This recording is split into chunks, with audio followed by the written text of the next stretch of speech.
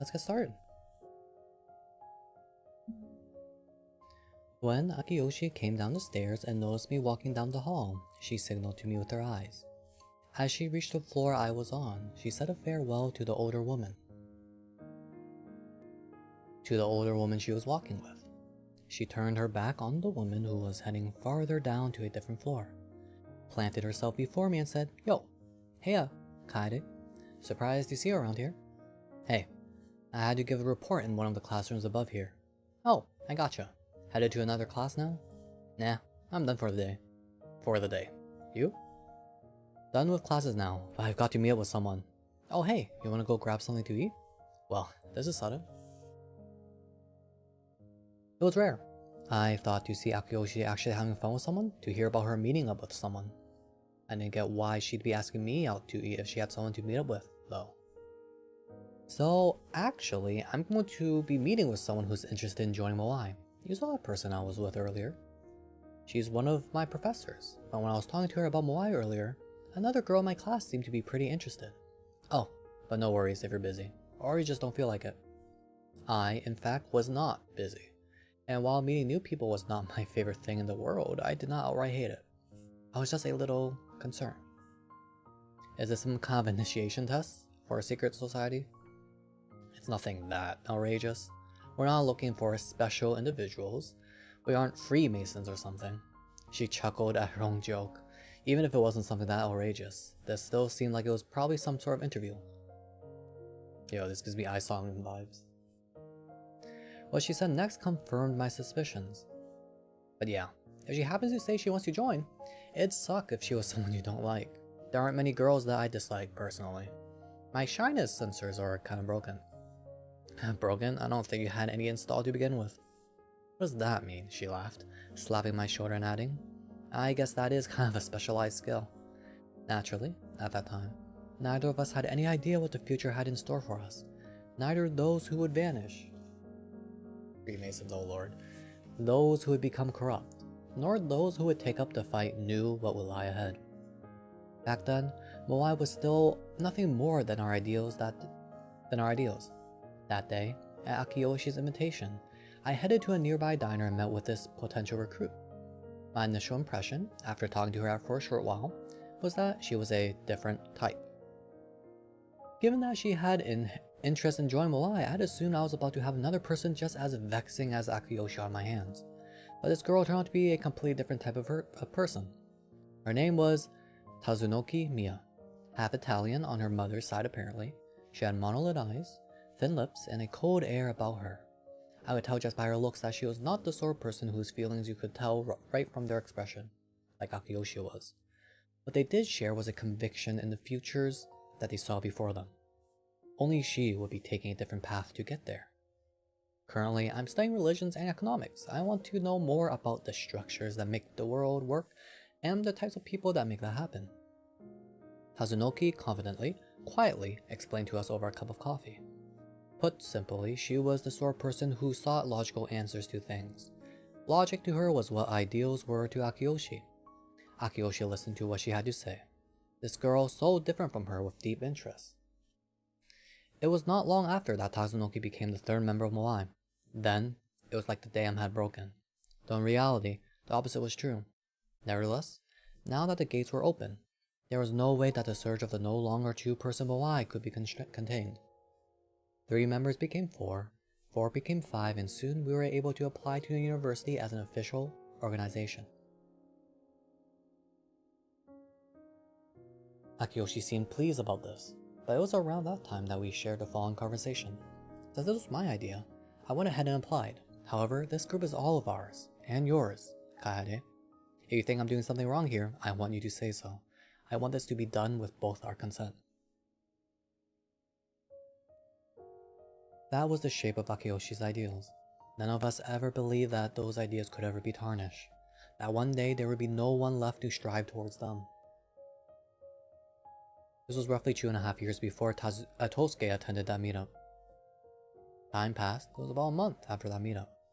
Oh, well, if it isn't Kaede. Hey there. Oh, hey there. The temperature had gotten warmer and already the smell of summer had begun drifting along the breeze. I was in the cafeteria eating some zarusoba when Ten happened to pass by, a girl at his side and a giddy smile on his face. Being too sociable is just as bad as not being sociable at all, said Ponchan, who I had happened to run into early and was now eating with, dull and ominously.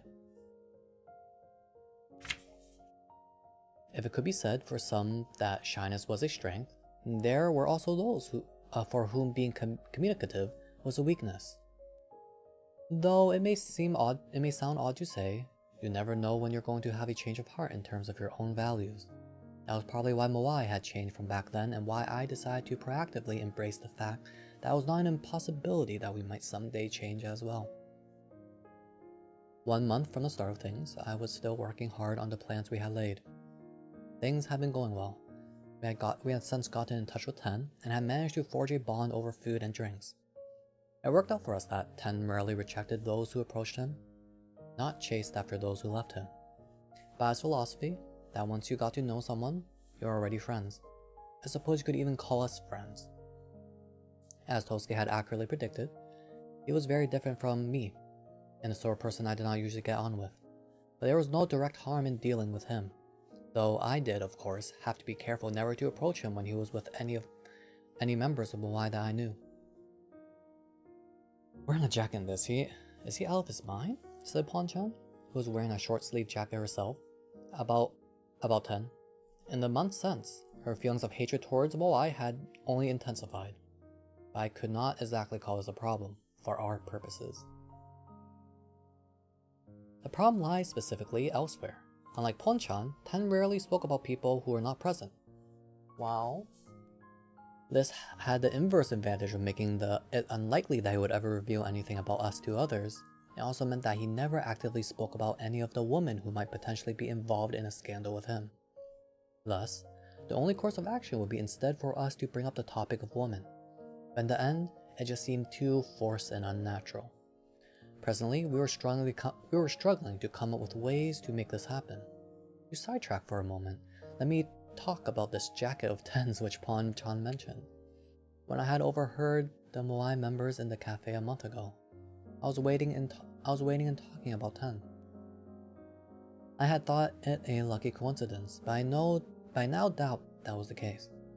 As it would turn out, the disguise I had been wearing at that time bore a striking resemblance to the sort of clothing Ten usually wore. I must have reminded one of those girls of him, which is why he came up in conversation. Though unintended, this had been yet another smart move on Tosuke's part. Apparently, there really was a reason for all things. After lunch, I parted ways with Ponchan, sat through my last class of the day, and then headed to work. For a change of pace from the wide developments that had been occurring during that month, I had picked up a new part-time job. Well, I say new, but the fact was that when I had informed my manager from my previous part-time position about my job offer, I had been asked if I would come back to work. My Moai plans were important, but I did need money to live. Let me drink some milk. Yo, imagine if we get 100 pages in today. Matcha? I don't think that's gonna happen. I'm probably just gonna read for an hour. I rode my bike 10 minutes from the university and stopped behind a large drugstore.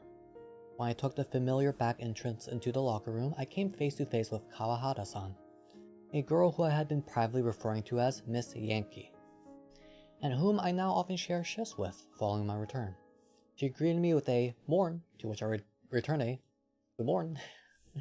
She was a freshman at my university, so at least in terms of school, she was distinctly my kohai. However, if you counted the time after I had come back to work here, I was her kohai. But if you count the time before I left, I was her senpai. So I had spent the past month struggling to decide on how exactly we were to address one another in terms of formality, eventually settling on a mutually relaxed register. Luckily, we had yet to encounter one another on campus. Working here at the drugstore was easy. I was mainly in charge of stocking and manning the register and other odd jobs. But because it was located in a residential district, there were few troublesome customers. Even if they did show up, I could just have them speak to a certain other employee on staff. Only once did I have to deal with a customer demanding a particularly unreasonable return. The "come again?" that Kawahara-san gave them sent a shiver down my spine. Since then, she had privately earned from me the moniker of Miss Yankee, as per the thuggish impression I got from her. She was also easily distinguished by the sparkly silver earring that peeked out from behind her hair that hung over her ears. I guess I couldn't be as carefree as Ponchan was. I diligently did my work, not making much conversation with Kawahara-san as it grew steadily darker outside the shop, and soon night had come. We got few customers at that hour, so we mostly swapped positions between one of us tidying up the store, while the other stood at the register staring off into space. I mopped mindlessly around the register, letting the music from the store radio drift into my ears. Kawahara-san stood nearby idle. The interior of the shop was the same as always. We had passed many days like this. It was just as I was passing in front of the register that Kawahara-san suddenly called, "Tabata-san." "Huh?" I replied at this rare address, perhaps sounding a little jumpy. Kawahara-san glanced upward, as though trying to think of what to say, and then looked back at me. "I want to check out that Moai thing, the one you were talking about before." "Wait, seriously?" "Yeah," she nodded, her lips moving ever so slightly. "They had an info session, so I went." "Well, that's some initiative." And then I joined. "Wait, really?" "Oh, I mean, well, I've got some spare time." Kawahara had confessed to me that she had joined Moai simply because she was bored, as casually as if she were buying manga. I was completely taken aback. If I was being honest, though, I should have expected in these last few days that this might happen. This was not pure coincidence. What I was shocked at was my own cowardice. As part of my anti-Moai plans that I had launched a month before, I had been considering sending in a spy. It could not be an outsider like Tosuke, who was not actually part of the group, not someone like Ponchan, who took part in group activities despite actually hating them.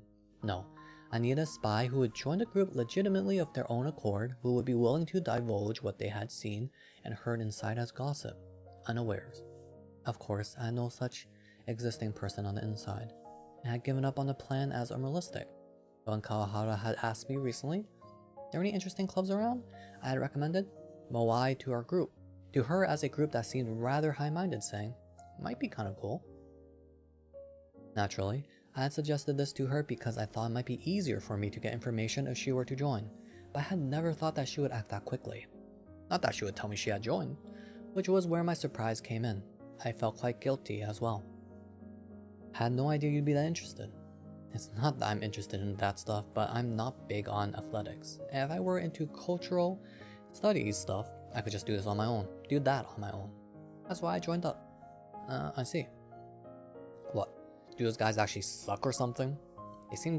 They some kind of cult or something? Though you probably could call the club's foundation something akin to a cult, I was aware that was not the question that Kawahara-san was asking. So I shook my head and said, "Oh, no. It's nothing like that." "Well, that's good. I could tell that those Moai folks were pretty gung-ho about their stuff. With other groups I was invited to, you could practically smell the cynicism. I like people who are kind of into themselves, though." Once again, it seemed that I had orchestrated an arrangement that suited both of our needs perfectly. However, I could not let her know that. Rather, I could not say that it did not seem to me that a group of people who were drunk on their own ideals were much different from the cult Kawahara was worried about. So I chose my words carefully. "I don't know much about it, but it seems that there's a lot of rumors about them. So just be careful and let me know what kind of stuff they get up to." "Why? You interested?" "Only as far as hearing anything juicy." "Gotcha." And with that, our conversation was over.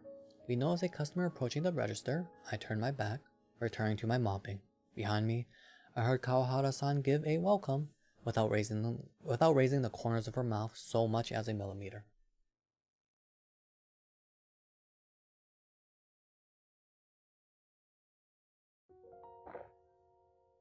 Hmm.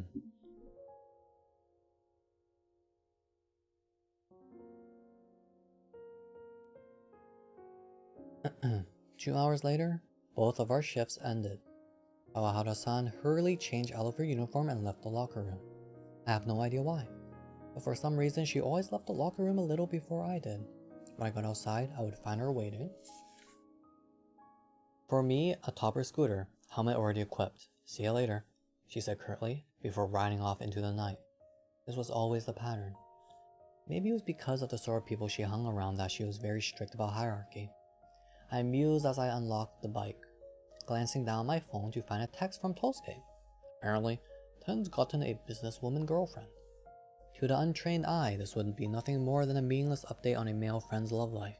But for us, this was the opportunity we had been waiting for. Looks like everything's fallen into place, said Tosuke, leaning against the door of the crowded subway car. With some surprise when I later told him that Kawahara-san and how she had apparently became a legitimate member of Moai. It was the weekend, and no seats were empty in the car. As we slipped past the tall buildings that surround the main tracks, the bright sunlight pierced through, glinting off of Tosuke's gaudy fashion glasses. We still got a lot of work ahead of us, though it seems like she'd made a friend. I recalled how sincere Kawahara-san had been at work the day before when she called me. I want to hang out with someone. I guess you got a friend already, huh? I had rudely wondered, but of course I had not asked. As I gazed at the scenery rushing by outside, I suddenly noticed that Tosuke was facing somewhere behind me and waving. I turned cautiously to look, thinking he must have spotted a friend or something. I was relieved to see he was just returning the greeting from a little girl who was waving our way. The train, packed with couples and families, carried everyone on to their intended destinations. Most of the passengers were probably headed for an amusement park at the end of the line. As for Tosuke and me, we were headed solemnly to a station near a certain park. We had been invited there after all. A barbecue club? Yeah, Ten invited me. Said there would be girls there, so I should come. Apparently, you just sign up with your email address, and as long as you pay the membership fee, anyone can attend. Guess that's a fairly common setup, though. Only a hipster of a college student like you could say something like that. Inscrutable. That inscrutable is commonplace. No. I'm just talking about these kind of events where you have no idea who's hosting them. Also, according to Ten, he didn't invite any Moai members, so no need to worry about any of them showing up. I mean, I suppose any of them might still have some other connection that brings them there, but at least the risk is low, so I figured I would check it out. How about you, Kaede? Thus gone was the conversation 4 days prior. In the end, I had decided it would be better of me to leave everything to Tosuke, so I decided to go with him, so that I could collect intel from Ten in a more laid-back setting. This would be my first time going undercover with Tosuke. Tosuke, who had suggested going undercover to eliminate as many points of worry as possible, seemed oddly fired up over this operation again. I knew you'd be natural at this, Kaede, he half laughed. No way, I refused. If anyone we know sees me, I'm going to swallow my own tongue. It'd really make it tough on the investigators if you died in a getup as ridiculous as that, he cackled. I took a moment to really look at what I was wearing. I had a chartreuse? Hawaiian shirt over a white t-shirt, with yellow shorts and stark white slip-on shoes. For accessories, a white straw hat and a necklace. Surely, from afar, no one would ever be able to tell it was me. But it was still incredibly embarrassing. I looked like I was on my way to a resort or something. Conversely, Tosuke's more modest attire of a polo shirt and fashion glasses was just as bad.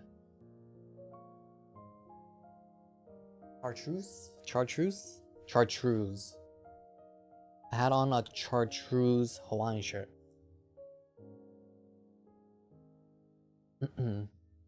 Thanks, Wander. There's no reason for you to be disguised too, though. What's up with the fake glasses? Listen, don't knock the glasses. They're the easiest way to up a dude's hotness factor. Pretty sure actual vision impaired people would take umbrage with that. Tosuke chuckled again. He was rather spirited, but perhaps it was the bright sunlight that had him in even higher spirits than usual. Or perhaps it was just the prospects of meeting some girls. We should have invited Ponchan too, I realized as the train gradually slowed to a stop, Tosuke stepped away from the door he had been leaning against, which presently opened. We stepped resolutely out from the feeble air conditioning of the train car into the muggy outdoors. Hot out here, and we're gonna be grilling meat out in this. It was not that I particularly disliked the outdoors, but it was only June, and my heart was not ready to handle this sort of heat. The thought of charcoal flames sapped the life right out of me. As we exited the gates, I noticed a group of young people in picnicking attire headed to the intersection. That led to the park entrance. It was unclear whether they were headed for the same destination as us, but just in case, I scanned the faces of everyone around us to make sure there was no one I recognized. "Oh, there's Ten," said Tosuke from beside me. Instinctively, my body tensed up. "Yo," he called out without even stopping to warn me, waving his hand. I looked up, and sure enough, there was Ten, crossing a crosswalk with a bag from a convenience store in one hand and his phone in the other. Ten looked up, waving back with a smile, and waited for us on the other side of the crosswalk. "Morning, Tosuke." "Oh, hey Kaide, that's a new look for you. Guessing you're pretty fired up. Love to see it."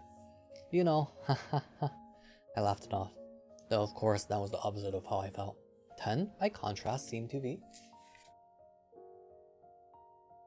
full of vigor, with his wide hat, matching shirt, and silver jewelry glittering on his fingers, though for all I knew this was just a normal weekend for him. After a few rounds of pointless conversational back and forth, Ten showed up. I'm messing a lot here. That's up a lot. Let me get a drink of water or milk.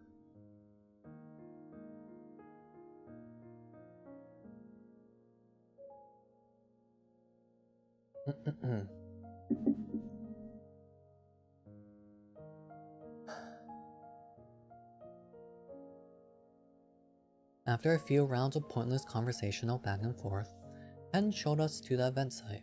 We had purposely arrived a little bit after the starting time so as to not draw attention when there were still few attendees around. But we were told that only about half the attendees were there yet.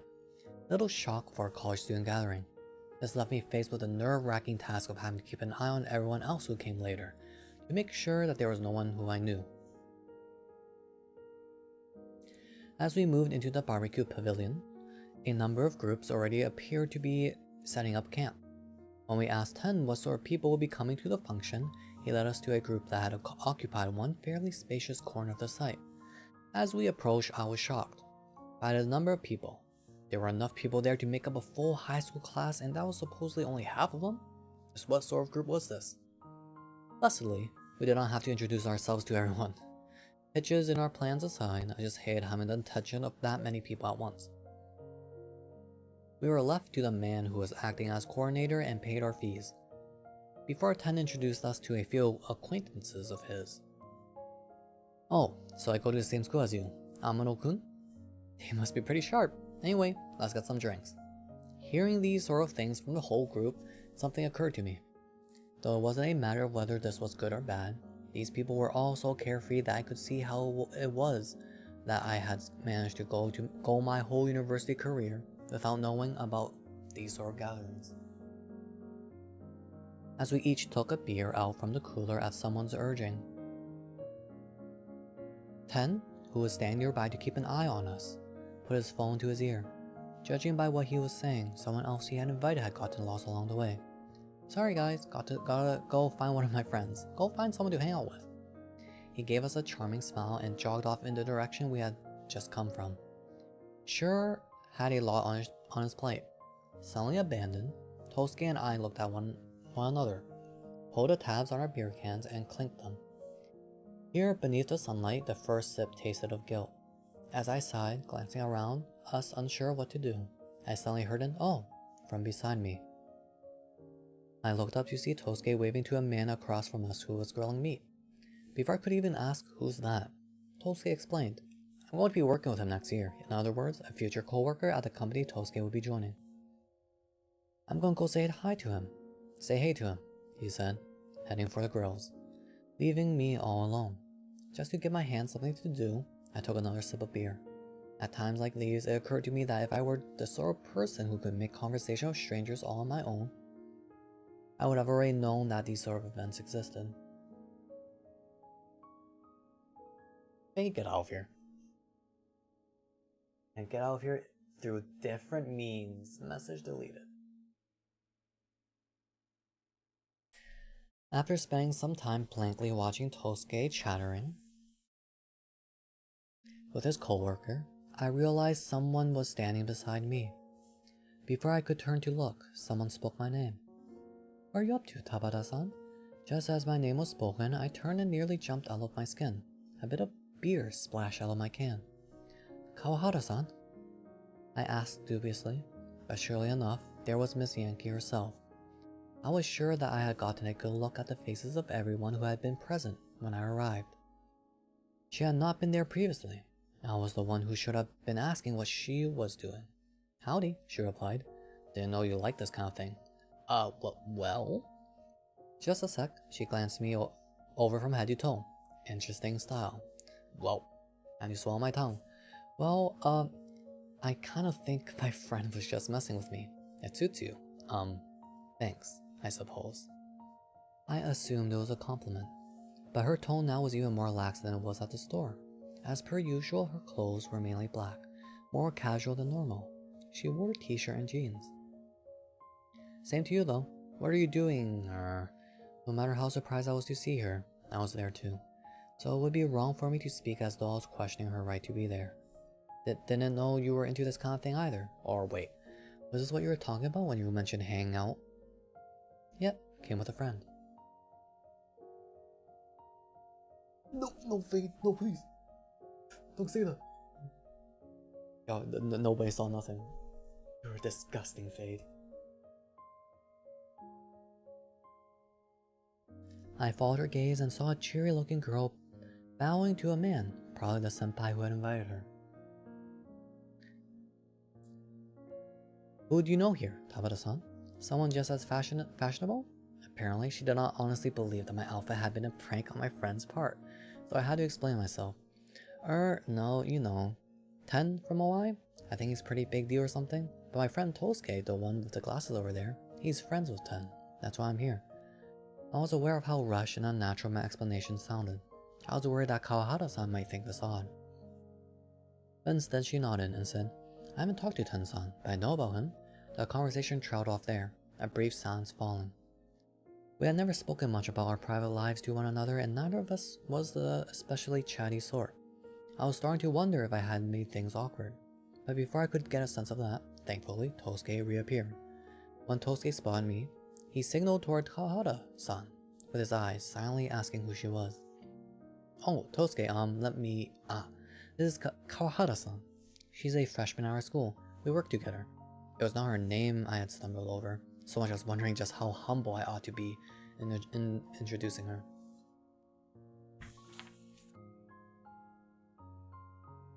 Fade, how was Code Vein? Hope y'all got far.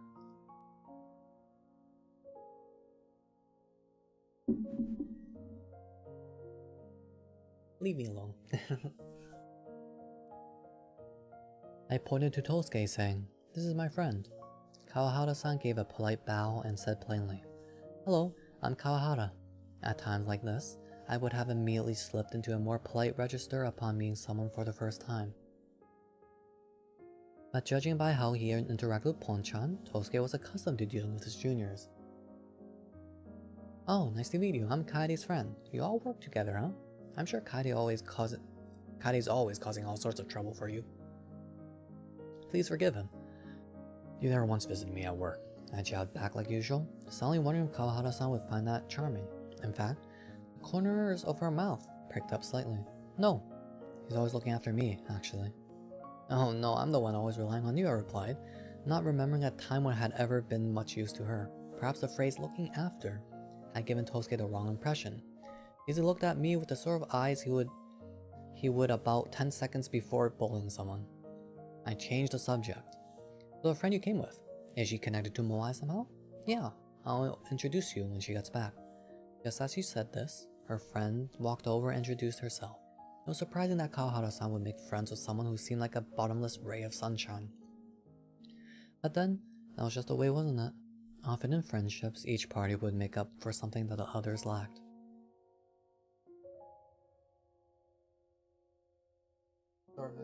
Oh, that's good. Oh, you got that far? Okay, make sure you unlock every vestige, and then you're set. Supposedly, it was horrible. Is it A2F? Google it, or I can Google it for you the next time you play. I don't remember. Often, oh wait. Now it was Kawahara-san's turn to go greet her friend Senpai. Speaking as her senior, at least at the university, I joked, "Don't worry about us, go have fun." To which she replied, "You too, Tabata-san." That was not something I could do. In fact, I graciously accepted the overture. Once we were alone again, as I had predicted, Tosuke grinned and elbowed me. "Going after young co-workers again, eh, Tabata-senpai?" "No way. Maybe I should tell Paul-chan you went to a barbecue to pick up chicks. That is not true." "Well, whatever. You gotta be careful about acquaintances popping up like that." That was very true. I had to be more vigilant from here on out, so to keep an eye on every new person who arrived. She still recognized me right away even through all this? I want to change. What? But I mean, she didn't say it looked weird or anything, right? She said it was flashy. I didn't tell Tosuke that she had meant it as a compliment. After some time, Ten returned, a graceful lady on his arm. Several people piped up when they saw her. Apparently, she knew quite a few attendees at this event. "Well, she's cute," said Tosuke. "Maybe I will tell Paul-chan," I thought briefly. Of course, we had not come here to feast our eyes on pretty girls. Nor were we here to sample food, drinks, and vices under the blazing sun.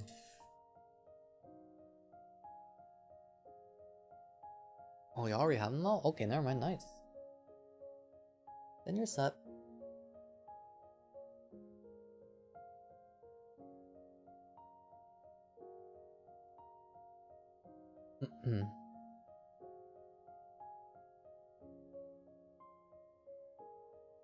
We had a mission to accomplish. Basically, what we needed was for Ten to disclose his indiscretions with women of his own volition.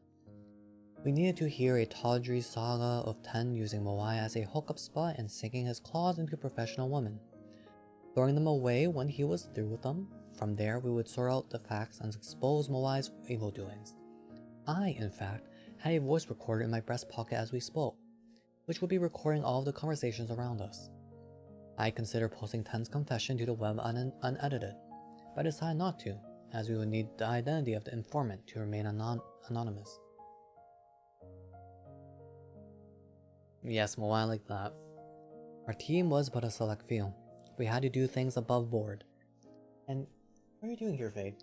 Go on Tekken 8 and practice. We would first need to make conversation with Ten's group. I was personally ill-suited to that sort of thing. Approaching someone and addressing them was a high-level skill. It was not as though I couldn't do it, but doing so felt highly unnatural. Thankfully, Tosuke made up for what I lacked there. He could make targeted conversation much more smoothly. Perhaps because he was so close with the organizers, Ten was frequently called by name, asked where drinks could be found, and asked to grill meat. Though he grinned and griped each time,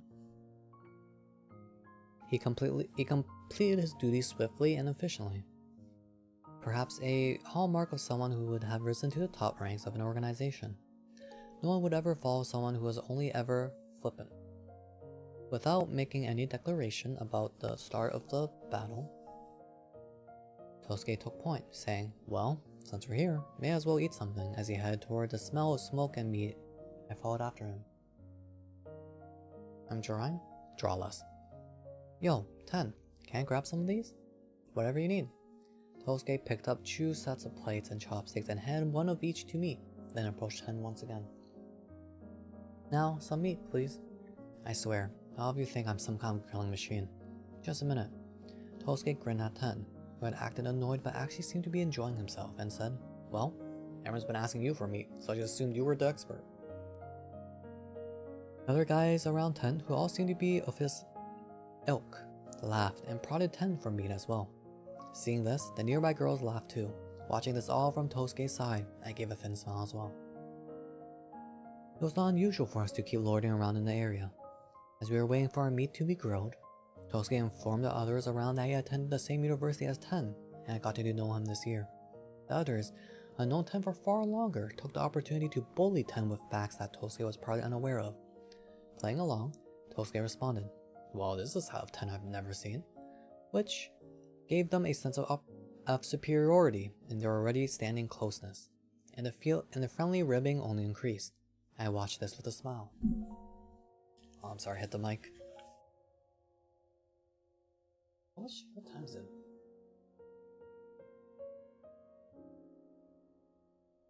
Oh Lord, sorry, so late. Maybe I don't read 100 pages. We'll probably just read 50 pages. It'll probably just be 3 more streams until we finish this. Whenever that happens. Also, just keep doing Gig-chan. Yo, Tosuke is just good at socializing. Fade. Let me just tell you who you're pitying. Ten-san. That characters think that they're that he has a certain how should I say this? Has certain relationships with multiple women in a not so good way. Womanizer? Sure, but in a bad way. I guess womanizer is in a is there a womanizer in a good way?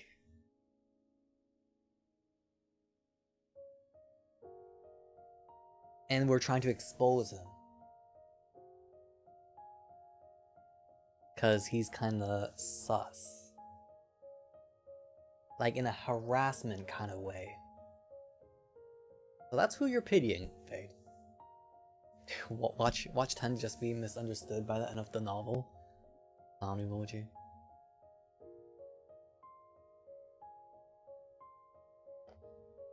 Sounds good to me. Alright, Faye, go back to drawing. You're despicable. Naturally, the conversation eventually shifted to where the two had met, both out of tact and technique. Tosuke prompted, "Well, about that," looking to Ten, who followed up with Tosuke came to a Moai event, and thus, we were able to get him to broach the subject of the group without us forcing his hand. I wonder if she ever finds out what they were planning. Have they ever found out? Yeah, I wonder. And probably not too bad, right? Because she also hates Moai. Wander, crush Fade Skull. There did not appear to be any particularly outstanding reactions to this amongst the others. In fact, everyone laughed at the mention of Moai's name. One of them clipping, "What? You still vying for world peace, Amano?" It was this impression of Moai they apparently had that they were laughing at. Yeah, I keep telling you guys though, I'm not some kind of hero or something. Ten's obvious sincerity in this just drew more laughter from the other. Well, aren't you something special? No way. Well, I suppose I am contributing more to society than you guys, Ten said haughtily. Like what? They cheered back. Just then, the girl who Ten had brought with him earlier returned with drinks in hand. The leader is always relying on him. Ten gushed at this. Seriously, no way. She snaps at me every time I slip up, and we're always fighting. Oh, I mean, Hiro is technically the leader, but really, she's so annoying. She even asked me if you were my mother. Hiro was the first I have ever seen such loquaciousness from Ten, who rarely spoke about others. A girl? Is she cute? Wait, so is he actually doing that, or they only think that? They've heard rumors of it from people. So we're not actually sure.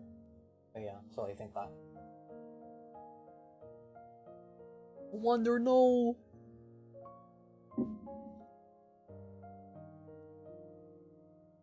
Hey, so it might be innocent? Very unlikely, Fade. Dream on. Everyone here is way cuter. Very conveniently, for our cause, All the girls laughed at Ten's joking compliment. One bespectacled girl saying, "You better stop saying that to everyone before you get yourself dumped." We had been hoping for a discussion of Ten's love life. Yes, this was the moment we had been waiting for. To be honest though, it didn't feel right hearing about this. My sense of advantage lay somewhere, completely separate from my emotions. Himbo. Still, this was odd even for me, though I had assumed that I would find a moai that worshipped its current leader like a religion distasteful. I was in fact all the more upset and enraged to see even the management criticizing their leader. To think that this had become an organization where even the upper brass would talk behind each other's backs.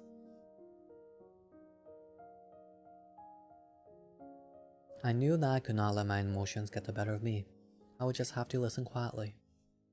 Now that I thought back, a girl with the glasses had said get dumped, rather than dump. Perhaps that was the view that everyone had of him.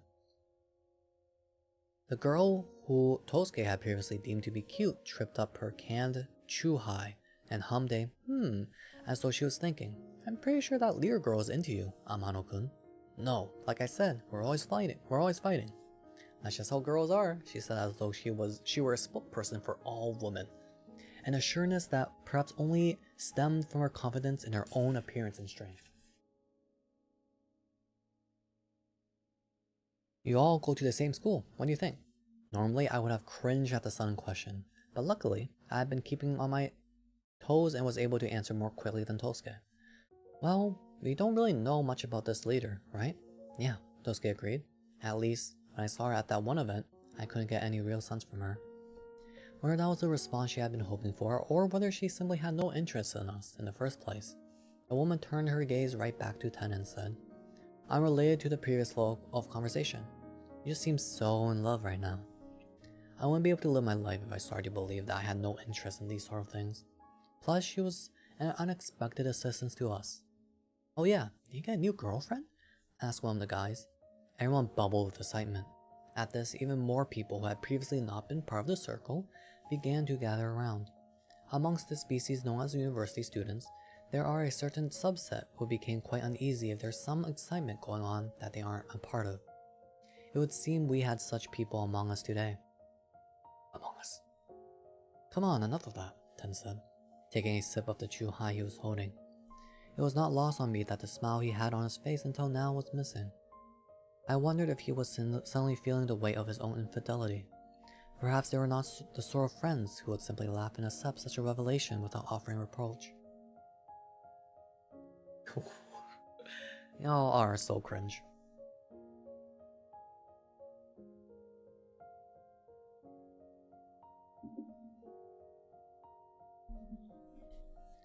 Or perhaps he simply could not reveal such a thing in front of so many girls. "Wait, seriously? Congrats. What's she like? Don't tell me it's another businesswoman. We gotta celebrate. Maybe next time?" It was not unusual in these situations to hear more words of teasing than of congratulations, but I noticed there were a tone of concern mixed in with some of those utterances. Ten tentatively accepted their congratulations, jutting his lips theatrically before clacking together the tongs he had been using to wrest back attention from everyone and saying plainly, "I'm not seeing anyone." Tosuke and I exchanged glances. What the hell? Was that faulty intel? What's the deal? Wait, why are they so mad? One bleached blonde fellow looked back and forth between the man who had originally brought up the subject and Ten. I kept watch on Ten, keeping the can to my lips so that he would not notice my staring. "Innocent? Hold on."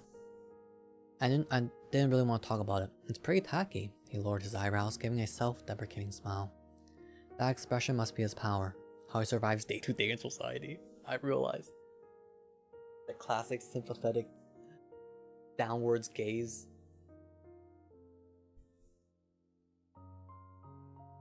I managed the contact registrar from Moai, so naturally I have to give them my contact info too. But sometimes people I talk to at the event invite me out for dinner. "You've been hitting on them?" I have not. It's usually more like they want to show appreciation for my hard work. After all, I have a dedicated email address. Though I mean, it's true that sometimes when the conditions are right, After events, they'll message me, very clearly, with an intention of inviting me on a date. I feel so lonely right now. You're shameless, one of the girls cackled. No way, Ten said, shaking his head. Listen, it's not like I'm some kind of player. If any of these guys got an invitation like that, they'd definitely take it. He pointed down the line at each of us men. That includes y'all in chat, by the way. Thankfully, one of the other men, with an almost comically meek smile on his face, agreed. If a hot older woman asked me out, I'd go. I never turned down an invitation from an attractive older person. The woman who had been acting as a representative for the other girls chimed in turn, perhaps in order to give off a certain impression of herself to someone. Her comment was completely unnecessary to the flow of the conversation. They just said who asked. Your comment was completely unnecessary to the current conversation.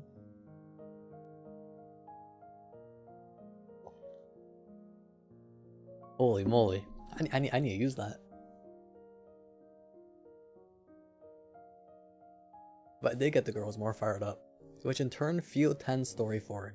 I want to hear more of what he had to say immediately. So the woman had asked him out? Right. So I mean, it's not terrible of me to go on a date if someone asks me out, right? Of course, if things do turn the way once I've gone, and we meet up a few more times, well, that's where it starts getting dicey. Trying to abate some of that diciness by showing self-awareness of it was not a Ten exclusive technique. Anyone would do the same. As it turns out though, I was the only one who thought we were in a relationship. She apparently did not feel the same way at all. Here, let me take a survey. Ha, as a group leader for you, someone jabbed back, eliciting a laugh. Even the current twisted Moai would never put out such a survey.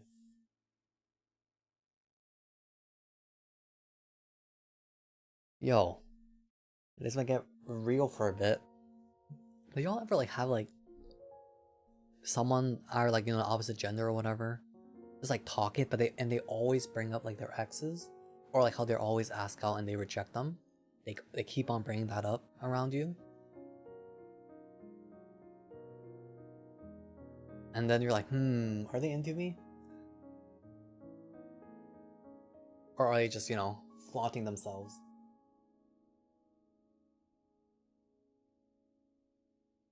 And personally, I feel like it's very telling if someone does that in front of other people. It gives off kind of a wacky doodle vibe.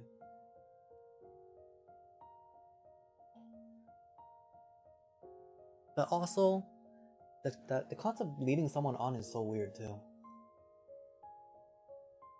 Granted, if they're doing it intentionally, just to bait you, then that's a different story. But I think most times it's unintentional, and the other person just frames it as leading on. That kind of sucks. I had a friend that had this situation happen to them, and it was a bait. It was a debate. I told them, don't do it. It's not worth it. Why would they say stuff like that to you? They probably say that to all their other guy friends too. I wish Logan would stop bringing up his ex. My ex. Hey, Fry. They could also want to vent about their ex. Maybe, but even not exes, just being asked out. Like, man, I hate. What was it? Man, I hate being friends with dudes. They always end up asking me out. When I just want to be friends, I have to reject them and just stop being friends. But you're not like that. So I'm glad that we can be friends. And then you, who like had ulterior motives, and you start fading into the wind. Hero fee.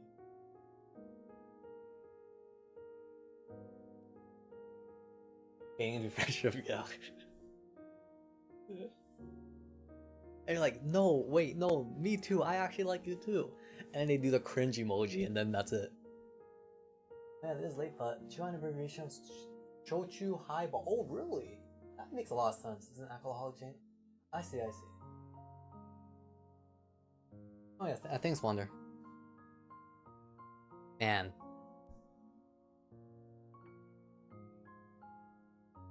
If someone ever hit you with the, it's over. The worst they can say is no.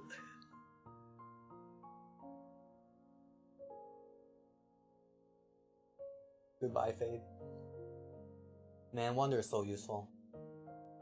And Fade can really, it's a real threat if Fade threatens me by banning Wander. Synchro, on the other hand, I mean, he can do whatever you want with that dude.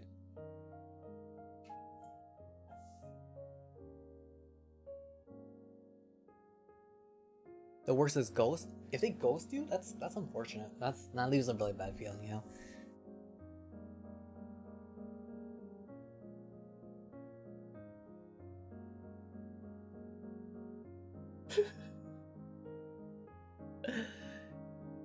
Whoa, Fade, let's not get ahead here. I mean,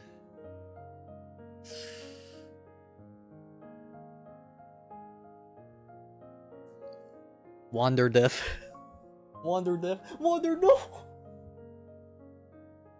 You actually timed them out for 10 seconds.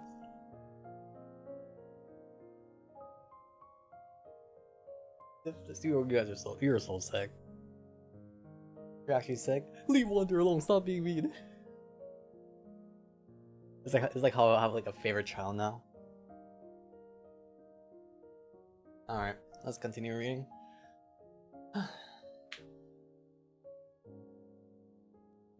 Bye, Fry.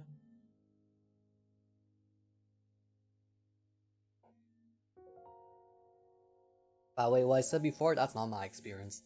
It's based off of a friend. Me, I don't get these experiences. I don't even go out. Okay, so which of these scenarios sound more likely to you? Two people have met up countless times and even held hands. Are they not dating? Or are they dating without explicitly saying so? Which of these sound more plausible would depend on one's own level of experience, so I doubt that 10 would get the response he was seeking here. But he asked for a show of hands. So Tosuke and I raised our hands in the manner that would most tacitly reaffirm our acquaintanceship. In other words, we were on 10's side. With us included, the results were nearly 50-50. However, it was 10's personality that concerned more than the results. A friend, like Baldur's, right? Yeah. Wait, what? No! I mean, yeah, like a friend, like how I watched my friend play Baldur's Gate. But by like a friend, like actually, like being for real, this was something like a friend vented about with me. That y'all don't know. Vented. God dang it. Among Us ruined that word. And Cam? Are you streaming, M? Get out of here. Yeah, I read books every so often on stream, like once a week. Or once a blue moon. This is our like 5th book. It just ended. Yeah, I know you're streaming. You're playing Yomi, Labyrinth of Yomi. That was fun. Hope you enjoyed that. Okay, y'all stop talking. I need to continue reading the book. We have like 20 more pages until we meet the quota, the Lethal Company quota. But yeah, that was unrelated to me. But yeah, hope stream was nice. It's grinding, very boring. You grind in those games? I mean, to be fair, I guess I did grind in Zangief Zero as well. That was nice. If I weren't for the reading stream, which is more important, which is very important, not more important, which is important, I would have been there maybe, perhaps. No, please, leave me alone. Unrelated, like events? What do you mean unrelated, like events? He lying? What do you mean? He was supposed to...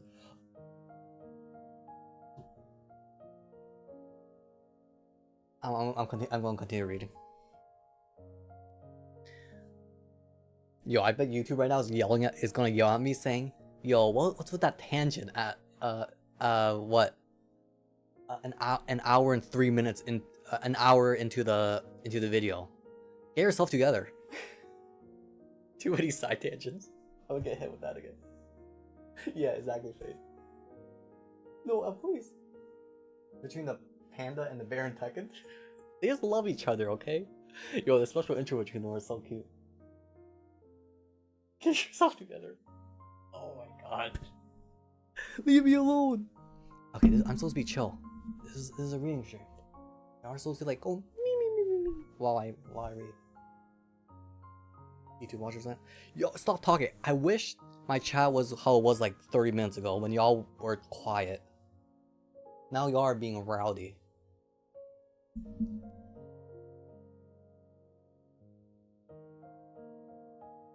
No. Are you talking to yourself? I mean, I'm talking to myself, yes. I upload these reading streams to YouTube, and sometimes I'm very lazy with it, and I'll just role playing as a commenter. You did install Zonky Zero? Yo, finish Labyrinth and Yomi first though. Is there even story in that game? I'm probably more into story than gameplay when it comes to games.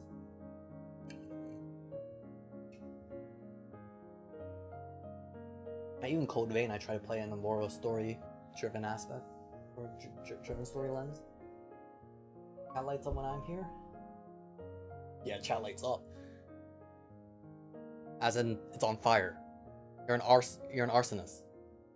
You should be arrested. You need help. I see. The game's very. Oh, really? Yeah, Zaki wasn't really grindy, but to be fair, I played like at like level 2 difficulty. Oh my gosh. Okay. You know what? Y'all, shut up. I'm not reading chat. You know what? I'm not reading chat. Get wrecked. Shut up, everyone. I'm reading. Whew. Okay. Shoot, where was I?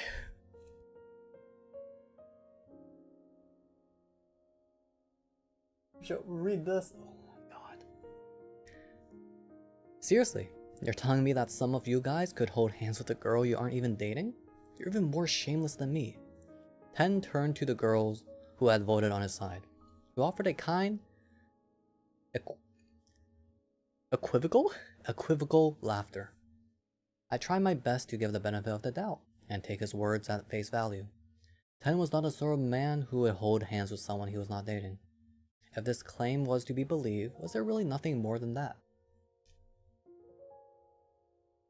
Well, guess you're purer than you look, Amano. Guess you still got the heart of a virgin. Who does?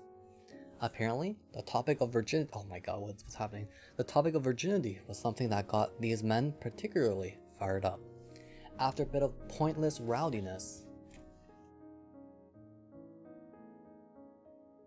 someone seemed to decide it was finally time to let up and patted Ten on the shoulder. Well, just glad that you figured out what kind of person she was before things got too serious. Next one will be better. That's true. I'm glad too. You were way more depressed last time.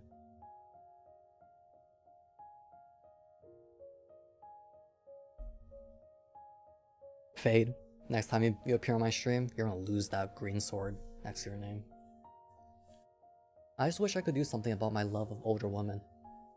I got the sense that trying to ask Ten, who was probably trying to make people laugh, what had happened in his previous relationship would not be the right thing to do right now. At least not in this situation. However, there are quite a few people in this world who have no sense of tact. Did something happen last time? Asked the girl with a fluffy white outfit and sloped eyes.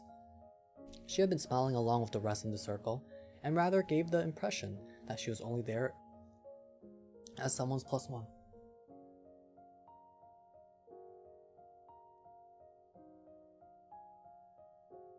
Rolls eyes. For a moment, the air grew cold. Ten was skilled at bending the atmosphere around him too as well. Oh man, no. It was nothing. It was just at some point she found a better guy than me. Ten waved his hand ridiculously over his head as if to downplay the truth. The men around him jumped in with, "Stop it, you're gonna make him cry," and "Don't beat yourself up, man." The chill in the air dissipated in an instant. The sly girl was looking purposely surprised.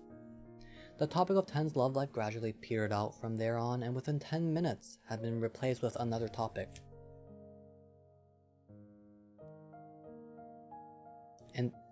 with another topic entirely. Tosuke and I lingered by this group, hoping that either Ten or one of the others would divulge some other useful information. But by the time we ate some meat, drank the drinks that were offered to us, and were cajoled into talking about the job offers we had gotten, suddenly it was time to clean up the barbecue. As we walked, garbage bags in hand, Tosuke paused to make sure no one else was around us, and said to me, "Looks like maybe we were wrong." Wait, there's no shot Ten's actually innocent. The trains? Leave me alone. I wondered for a moment if I was supposed to nod at this. Hard to tell still. Maybe Ten was just lying. It didn't seem like he was lying. Again, I wondered if I should nod at this, but in the end, we simply disposed of the trash, exchanging no more words. Only our own breathing remained on the voice recorder, as a mark of our disappointment. Gee, what was the line again? What you guys are saying is not relevant to the current flow of conversation. Get yourself together. I'm kidding. About 3 weeks later, something that appeared to be the truth came out from an unexpected source. Kawahara-san. Oh hey Orenji, hope you're doing well. That Ten-san guy is really something. She began during a shift one day, immediately getting my hopes up. Friends of yours, isn't he? I mean, I wouldn't say all that, but why? Something happened? No, well, see, I always just figured he was some kind of pretty playboy. I went for drinks with him the other day. Remembering my own time as a freshman, I couldn't bring myself to say something boorish like, "Shouldn't you be focusing on your classes?" Okay, I want you to... No, please. Leave Pookie alone. Hey, Yorenji. He's kind of a dandy. That wasn't a word you would hear very often. That he's a... What do you mean exactly? Well, I joined Moai. People told me to watch out for him because he was a big-time player, so I figured when he was drunk enough, I'd ask him about it. That's a wild thing to ask about, though I didn't say that. This was incredibly valuable intel for us anyway. Seems like he's dated a lot of businesswomen, and well, to put it harshly, he's been dumped by a lot of them. He doesn't want to make them seem like the bad guy, so he always tells the folks at Moai that he was the one doing the dumping. Of course, I mean, that wasn't exactly how he put it. That's more or less the gist of it, but whatever. He's actually innocent? Fate was right?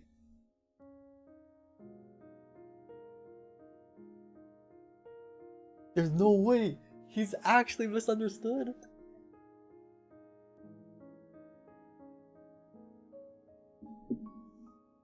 I hate you, Fade.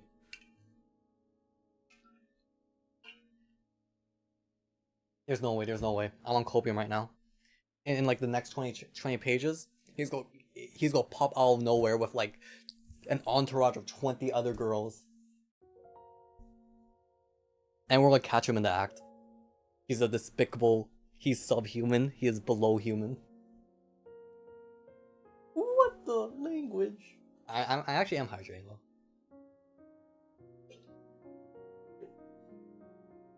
Yeah, my auto mod's pretty a little, actually it's like normal, I think my auto mod's normal. I'll say he had himbo vibes. Dang it. No. I refuse. Hydrate again? No. Can you catch me up to the story? Right. You're gonna have to ask me at the end of stream or on another stream because it's gonna take too long. Bad streamer. That's right, I'm a horrible streamer. Though her tone did not change, I could tell just by how talkative she was being that Kawahara-san was getting a little worked up. I thought it's surprising that she wouldn't be into guys with attitude, but it seemed like that was not actually the case. He is really into himself. I said this already. Are you sure you're alright with that? She nodded firmly. Son of a... No. She nodded firmly. People who are drunk on themselves can intoxicate others too. It seemed like he wasn't sure if he was actually popular or just a target for more adept older people. Putting aside the fact that I could certainly see her falling victim to such a person in the future, I carefully chewed up this information, swallowed it, and found myself disappointed at the bitter taste. Apparently both we and those girls at the cafe had gotten a completely wrong impression of Ten. Guys, I'm on massive coping right now. Maybe he is pretending to be a girl failure so that he would get together with girls that pitied him.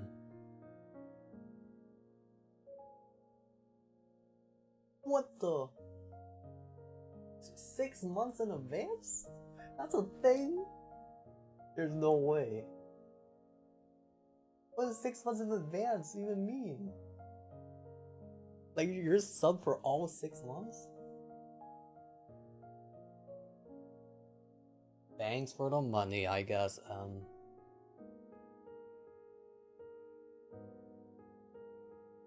Yeah, I would. Yeah, I subbed to you for 6 months. There's no way you did. Fade, you wouldn't do that. You wouldn't make such a commitment. But yeah, that's the book, yeah. But that's a scam. I wanted to read this book because it sounds so cool, right? What was it? But as time passes, the demands of a world that isn't kind to dreamers threatens to force them apart, filling the space between them with shattered hopes and the fall of lies. But no, it's just freaking college dudes just... I don't know, they're just trying to expose like a certain club in college. It's not that exciting. So I'm not actually that interested in the story, but it is chill. Oh, really? The cheapest that only slept because it's not because I wanted to support you or anything? What a tsundere. Wait, really? Wait, I should actually do that then. Wait, there's no way. Wait, I already resubbed to everyone though. Aw, shoot. Thank you, Can I do that if it's probably on sale right now? Can I do that if I already resubbed though? I mean, I guess that's what in advance means, right?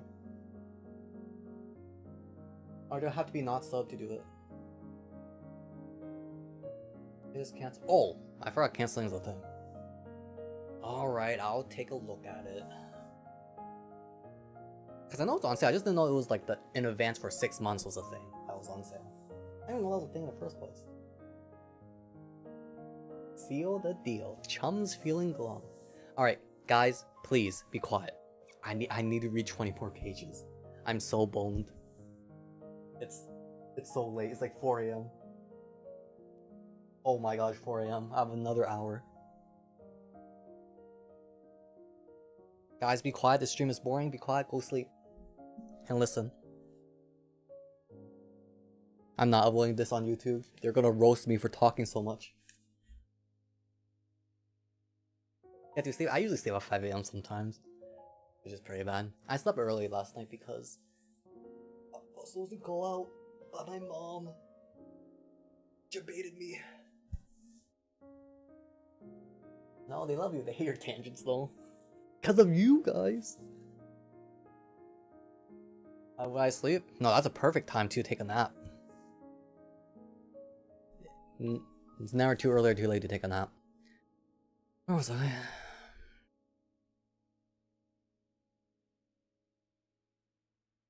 When I called Tosuke after work to relay this to him, he simply said, I see. Though Tosuke had done plenty of poking fun at Ten in his own way, it really did not seem like that Ten was the one playing with these older women's hearts. Additionally, according to Ten, there were still people who worked with those women who had led him on who had ties to Moai. If Ten were entirely at fault, such a thing would be unlikely. We talked for a bit, and finally decided we would not be pursuing that method of disrupting Moai. It did not seem as though we would achieve any particularly useful result. Our plans had ended in failure. I feel bad for Ten now, actually. Holy heck. Shoot. Am I part of the problem? I have to work on that? Oh, good luck. You do? That's crazy. I'm not reading chat.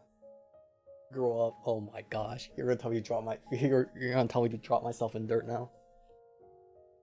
I've been sufficiently surprised to learn that Akiyoshi was seeing someone. Well, I mean, that happens sometimes, right? My bad. She had prefaced this by saying she was a little embarrassed to tell me, and thus she seemed rather dissatisfied at this news of hers, but she had worked up the courage to share. Had not resonated with me. Her face was flushed, whether in anger or embarrassment. I was shocked as well to learn that this someone was a person whom I knew through Moai. But there was something more than that. Martian dirt? Wow, do you think even someone like you has interest in things like that? And just what the hell do you take me for, Kaede? I take you for Akiyoshi Isano. As a college student, it was inevitable that I would have to deal with this sort of thing at some point.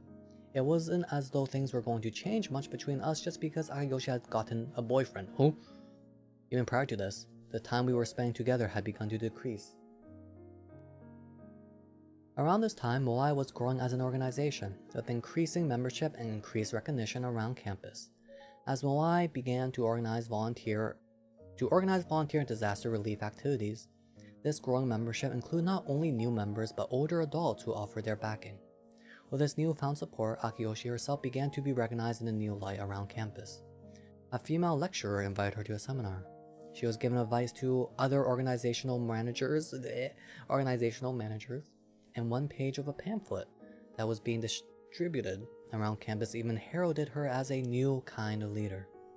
Additionally, a graduate student group that had been active on campus for some time and existed to encourage students to make proactive career choices, far from holding any sort of disdain for Akiyoshi, said that they would be honored if Moai were to be their successor and could even put them in touch with alumni who could offer their support. I'm sorry, this sentence is so long. Offer their support financially and otherwise. Okay, that's it. 1, 2, 3, 4, 5, 6. That sentence was 7 lines. I kind of fell to the side because I was shook by the girth of that sentence. Oh! Hello, Magical Valkyrie? Hello, yeah, hope you're doing well. Oh no, if you heard from me from M, then it's probably not a good thing, so... Hey Lisa, oh I'm late. Yeah, to catch you up on it real quickly, we just oh wait, do you want to catch you up on it, Lisa? Or do you want me to, or do you want to just watch the VOD or the highlight, or the video when I upload it later? Yourself. What do you mean? I didn't say anything. I said nothing. Would I catch you up on stuff, Lisa? Or should I just... Fry right now, just Arthur fisting right now? Saying, why doesn't Lofi catch me up on stuff? And why for Lisa? I mean, for Lisa, it's because it's only just a few pages. No, leave me alone! Okay, Lisa, so what happened was that... So we ended things off, so we had a plan. We heard that this guy that is very high up in the Moai Club, Tensan, is part of, or might have some scandal with multiple women, and he's like a player. So we got close with Ten and got into a barbecue party so we can try to expose Ten. Instead, we learned that Ten is actually an innocent boy that pretends to be a player because he wants to hide the fact that he got dumped by other girls. So he framed it as if he was the one dumping other people. Let's say it properly. Let me say it properly. Wait. I'm leaving alone. He's an innocent, sweet summer child, and he was not a player. And I see, now that's interesting. Thanks so much. And I falsely accused him because I was like, this guy is horrendous, probably gonna be horrible. And then Fade and Wander here got it right. He was a sweet summer child that was misunderstood.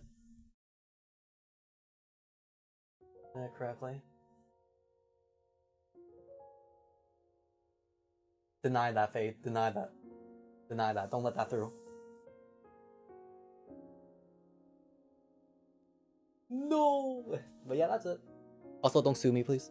Alright, and anyways, usually, I was a bit more distracted today, but usually these streams, they're very quiet. I just read and you guys just listen. And I actually really need to do that now because I am very behind because some individuals distracted me for a long time. Oh yeah, we're just gonna read 20 more pages and we'll probably end it. It'll probably take 3 more streams to finish this book.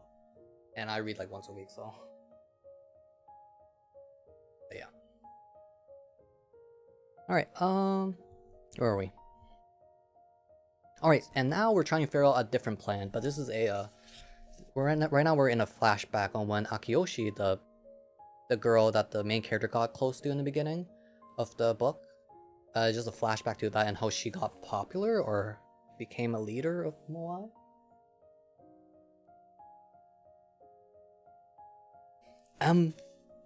Silence! I'm kidding. I mean, I'm not kidding. All of you, be quiet. Trying to remember where we left off. I'm just gonna pretend it's here. Additionally, a graduate student group that had been active on campus for some time existed to encourage students to make proactive career- Oh wait, this is a really long sentence. You know what, I'm gonna read the long sentence again, in one breath. Additionally, a graduate student group that had been active on campus for some time and existed to encourage students to make proactive career choices, far from holding any sort of disdain for Akiyoshi, said that they would be honored if Moai were to be their successors and could even put them in touch with alumni who could offer their support, financially and otherwise. That was one sentence. This, of course, further accelerated Moai's growth. Thinking back on it now, the social events that present-day Moai often held were probably based on the events that this group once held on a much smaller scale as part of their activities. No, I'm very nice, I'm very pure, wholesome, and innocent. It was in this way that, all at once, Moai grew into a large group with dozens of members. It was Flumox. It was amazing that so many things could come together with such convenient timing. Though convenient for who, I'm still not sure. Many times, Akiyoshi had asked me if it was okay for things to keep moving in this direction, as if I was unhappy about this. As long as the organization continued supporting Akiyoshi's ideals, I thought it was fine. Thus, I had no complaints to offer. Now that we were able to operate on a larger scale, Akiyoshi seemed to be busy all the time. She may have had support from every direction, but she was still just a freshman. I wonder how much pressure she felt she was under. How much responsibility did she feel she had to take on? I'd seen the bitter expression on Akiyoshi's face when she had failed to accomplish something or when activity itself began to seem pointless. Still, I wonder if she still held those ideals when we parted. I prayed that the faintest sliver of them still existed, somewhere deep down in her heart.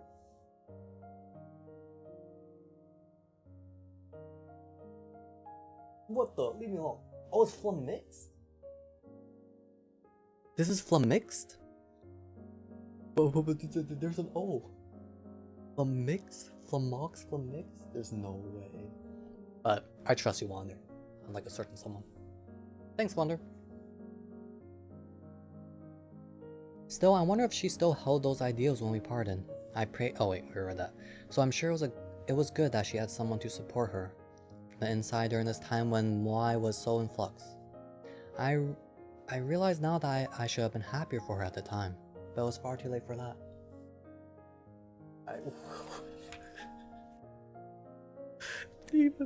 Leave Pookie alone.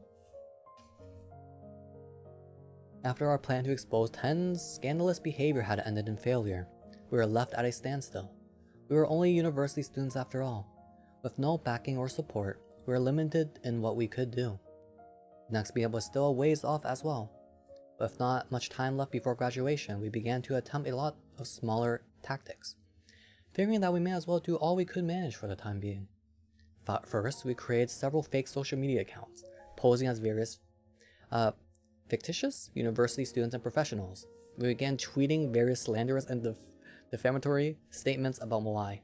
Wait, we're just haters.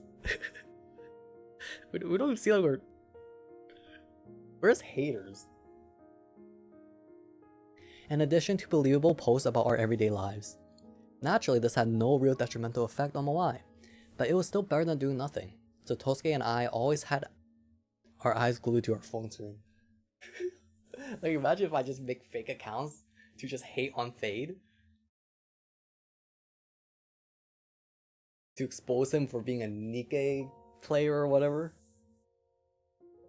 Or downright horrendous Nikkei player that's not playing it for the story. You know, I'm just a hater. Doesn't it seem kind of scummy? Yeah, it is. Like, I'd imagine like a lot of the people in Moai are actually like, or some of them, or maybe the majority of them are just there because they actually just want connections and they just want to get like, you know, ahead in life. Actually, I don't think Moai's even that bad. Now that I think about it. Oh god, is this one of those stories where at the end we're the bad guys? What's that emo? Oh, it's so small. Is that a frog? Ew. No, leave me alone. In a Morning or something? Like a volunteer club? Okay, it's not like a volunteer. Well, it's more like a connections club. It's like a mixer, or job. It's like a job fair, but in like a mixer kind of style. But they're just salty that the founder of the club, it's so different from the original intent of the club. Anyway, it is the Seal the Deal club on it. I'm gonna leave me alone. We also began scouting new members for a rebellion amongst the social networks. If there were any people who had felt alienated amongst the Moai members, we might be able to recruit them to our cause. As it turned out, there were a surprising number of students who felt compelled to badmouth Moai on social media, without even having the sort of motives we did. We observed their daily postings to determine if they were members of Moai. Okay, this seems more like a cult than Moai. What's wrong with you? Sleep? Okay, it's winter break for me. I'm a student, it's winter break, so, I mean, actually I do have work still, but I don't need to wake up early for work. Thinking about it though, it was obvious that if even proper members of Moai were already slandering the organization, there was little damage that someone like Ponchan, who was only on the fringes of Moai, could accomplish. But naturally, no one who could actually deal a mortal wound to Moai such as Ten was posting anything that would be disadvantageous to Moai on Twitter or Facebook or the like, despite being active there. Excuses? Wait. Phage, you're scaring me. Other than this, the only thing we could do with our smartphones and limited intel was to copy down and proliferate statements by people who had been harmed by Moai that was found on social media and send them directly to the accounts of Moai members. We sent Hiro and Ten the tirade of a professional who had ended up in a different industry than they intended because of the connections they made at the networking events, and the lamentations of a boy whose girlfriend was stolen from him by a working man, and other potential half-truths. Inspired by our actions, some of the accounts that seem to belong to people who are already dissatisfied with Moai joined with us. We're just a hate group. Moai members like leave players that hate more than not members. Wait, Wonder, are you saying that I'm like that person?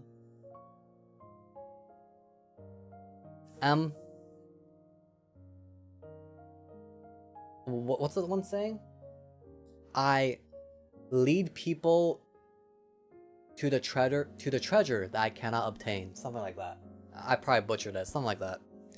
Just because I do it doesn't mean that other people should follow me. I should be a good influence on others despite me not being a good influence on myself.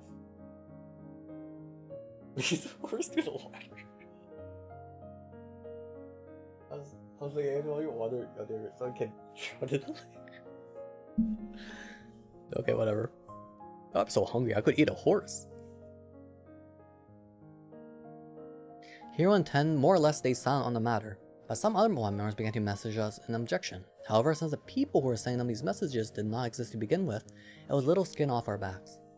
What did make me cringe was when Kawahara-san suddenly brought up the subject. Those idiots are trash, laughing from behind the safety of their screens. I mean, I actually agree with Kawahara-san, actually. I drink what? Music for dog. What does that even mean? You would lead a horse to a lake to drown it, or to water to drown it? That's not even a saying. You're just sick. Not to drown it. You would lead a horse to water? Like, that's it. Wait, what's the original saying?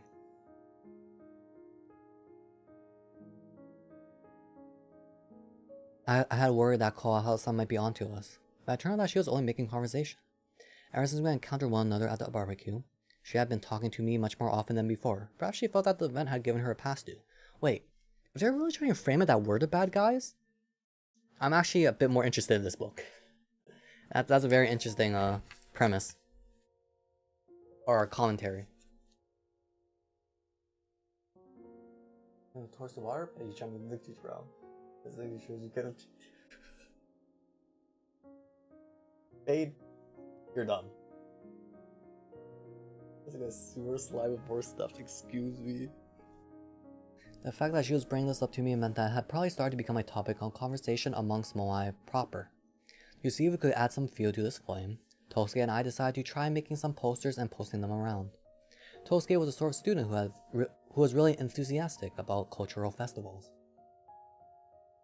I'm right, be quiet. When I suggested the poster idea, he went all out in word and showed up later at my place with a copy of a poster that looked akin to a murderous warning note. The letters in all different sizes and fonts. I suppose there are other questions I should be asking, but you really have a lot of time on your hands, don't you? This was your idea. Even after our mission had dissolved, it seemed that Tosuke had still carried on his friendship with Ten. We got dinner together the other night. What sucks is that he's actually a pretty great guy. Oh my god, I actually misunderstood him. I'm a horrible human being, holy moly. I was struck again at how good and upstanding a guy Tosuke was, unlike me, who had long since withdrawn from that front. Never mind that he was still helping me out this much. He declined to post any posters in his own dorm, given how many friends he had there, but I was grateful at least that he had taken the time to make them. While I was busy setting the data stored in our file sharing server to my barely functional printer and watching it spit out a large stack of papers, Tosuke sipped a probiotic drink and said to me something along the lines of, "Pawn's been wanting to see you." Oh yeah, guess I haven't seen her around school much lately. I was sure he was exaggerating about her wanting to see me, so I did not react to the insinuation. We should get drinks sometimes, all three of us. Sure, I'm free any day that I'm not working, so just coordinate something with Ponchan. I just said that as a half-hearted response, but it turned out that our schedules aligned sooner than I expected. I was a little put out by this, though I didn't really mind it. I was a little put out by this. This is me when y'all invite me to Lethal Company. Yeah, sure, just set up whenever y'all want, whenever we're free. And then we're free like tomorrow. I'm like, okay, you guys are cringe. 3 days later, we all met for drinks. But not League. This time, we met up at Tosuke's place. This was both to save on money and because Tosuke had purchased a takoyaki maker. It seemed like a kind of random investment, but apparently all the time he had to kill after receiving his job offer had been spent on hunting moai and improving his cooking skills.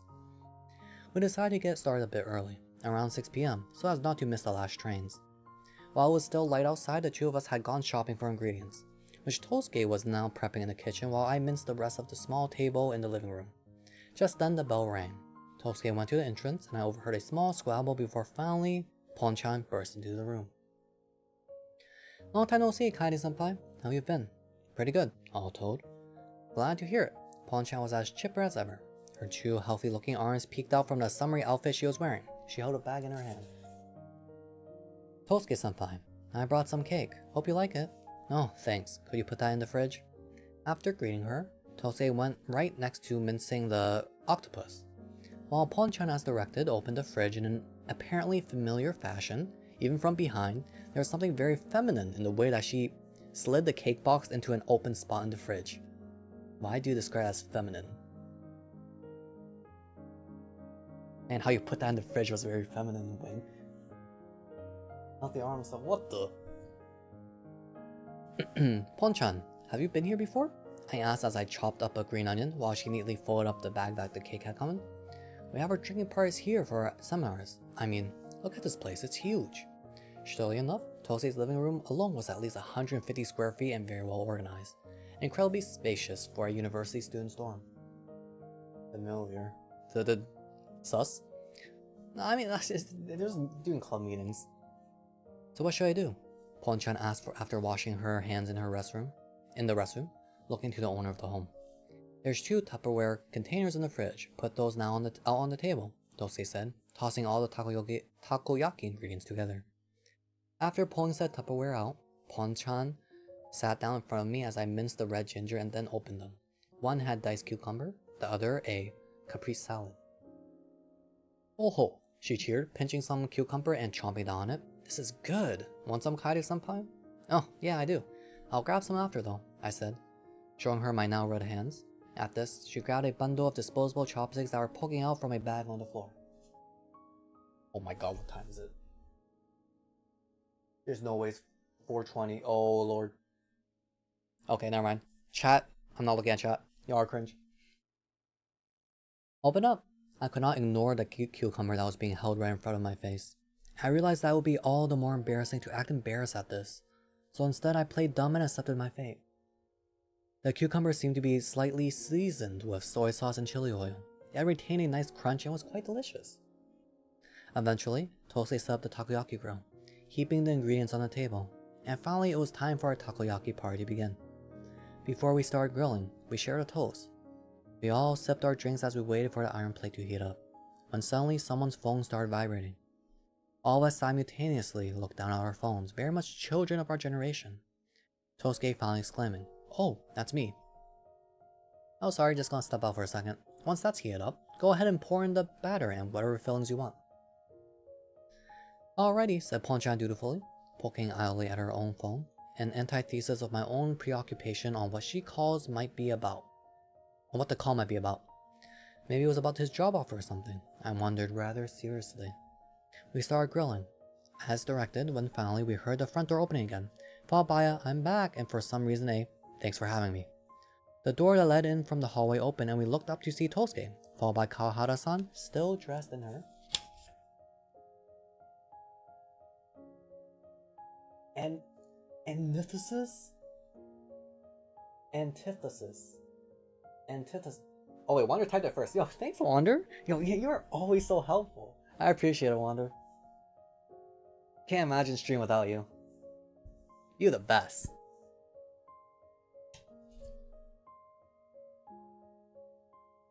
No, please. Yo, when am I going to teach antithesis to my students? They don't even know. Well, I'm not gonna roast them. I'm sorry. They leave me alone. Nice Wonders, nice to be. Followed by Kawahara-san, still dressed in her black work shirt. I nearly spat the happoshu that was in my mouth. "Oh, what? Kawahara-san," recalling her sudden appearance at the barbecue. I just barely stopped myself from shouting, "Oh god, there she is again." But I managed to rein in it in the nick of time, along with my happoshu. Oh, you're so sick, Fade. I'm kidding, thank you, both of you. "Good to see you," she said, bowing as always with only a polite bend of her neck. "Oh, Kawahara-san, nice to meet you. I'm one of Tosuke-senpai and Kaede-senpai's juniors. You can call me Ponchan." "Nice to meet you, I'm Kawahara." After the two of them made introductions, Kawahara-san vanished into the restroom at Tosuke's invitation. I looked suspiciously as I could at Tosuke, who now stood alone in the living room. "Yo, what the hell? Tosuke was grinning widely. I tell by his smile that he was scheming something annoying. And what that something was, but what I found peculiar was that he'd been in contact at all with Kawahara-san. I hadn't seen them exchange information at the barbecue.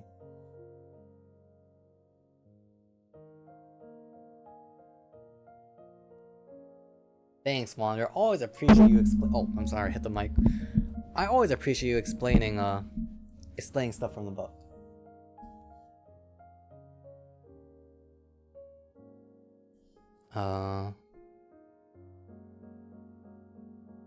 When Kawahara-san returned, Tosuke invited her to sit, and she took the open spot beside me. I suddenly wondered if even Tosuke leaving that place open had been intentional. Kawahara-san was encouraged to have some drinks and introduce herself, telling us her school department and where she was from, as though nothing was going on. This was the first time I was made clearly aware that she was from Kansai. Apparently, her intended department and the subject matter of the exams had seen a large factor in her deciding to move here. Though it was perhaps a bit rude of me, what I was more concerned about was why she was here, which Tosuke thankfully explained after another toast. "So actually, I went by the drugstore the other night to come and heckle you, Kaede. I didn't say anything because I wanted it to be a surprise, but when I got there, you weren't there. Kawahara-san was there though, and I told her we'd be having a takoyaki party soon and asked her if she wanted to come. She said she would, so I invited her. So you did. I'm glad that Kaede gets to work alongside such an agreeable kohai." After nodding fervently at his own statement, Tosuke drank some happoshu. Pretty smooth senpai move, just casually talking to a cute girl.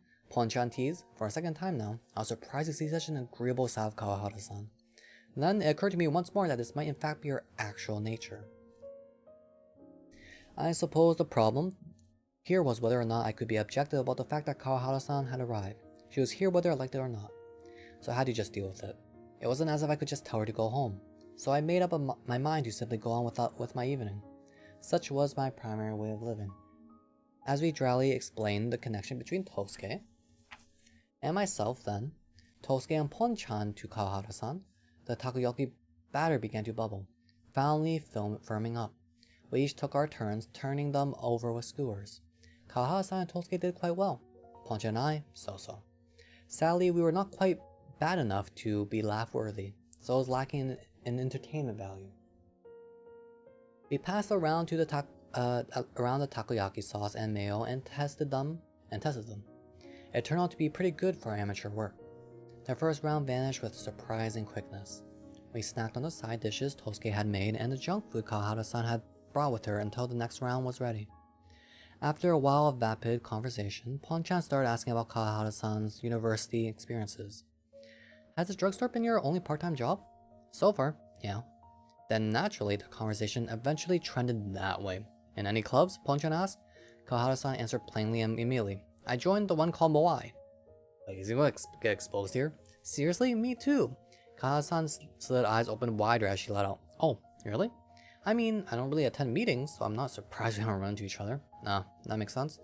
Kawahara-san, who took this at face value, did not expand on the topic further. Perhaps anticipating this, Pon-chan pressed. Do you go a lot? I recalled having mentally compared the two of them before, where Pon-chan was shrewd, Kawahara-san was not quite so much. Still, the Moai-centric conversation between the two did not make me nervous. I could not imagine the shrewd Pon-chan ever saying anything disparaging in front of an active Moai member like Kawahara-san. I go to a lot of the meetings, even the smaller ones. I like hearing what people have to say. Oh yeah? What kind of stuff do they talk about? I had to thank Pon-chan for broaching the topic for us. Kawahara-san hummed in thought, looking up into the air. Lately, there's been a lot of talk about the business of war. The other day, we had an alumnus from the architecture department come in and talk about revivals and architecture his industry. Have any fun? It's fun, especially when there's a lot of passionate people there. Kawahara-san was a passionate person, where Pon-chan was not. A simple question came to mind. I assume there's some less passionate people at those smaller meetings too?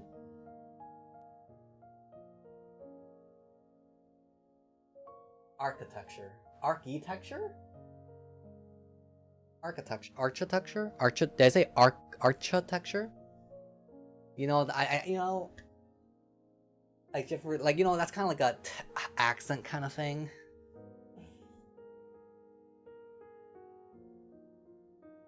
But yeah, I think I hear both ways. Architecture. It's such a small difference. I don't think much people will notice. Oh, what? Accent? What do you mean? Monitor, thank you for having. I'm kidding. But yeah, is it? I mean, I can listen to Google, but I'll probably continue saying architecture. Yeah, I think it's so subtle that I don't think it matters too much.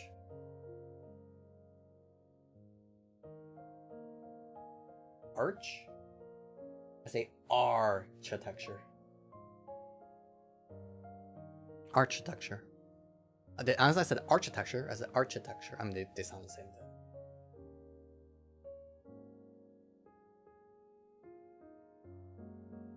Architecture.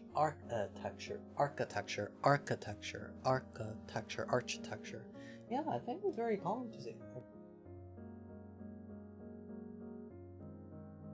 architecture. Yeah, that's what I say. Architecture. I feel like it's so much easier. Architecture. Cause my tongue is already in that area. Is gaslighting us? Wait, I'm just saying how I say, that's all. The cha noise, architecture. Architecture? Well, it'll be fine. I'm stubborn. What the? Usually it's not in a way that where like people will like correct you. Huh? Too bad. It's okay, you can keep reading. Right, Lisa. Thank you, Lisa. That's right. Fade Wonder, be quiet. No, I'm kidding. Architecture, architecture. Architecture, architecture. Yeah, they're too similar.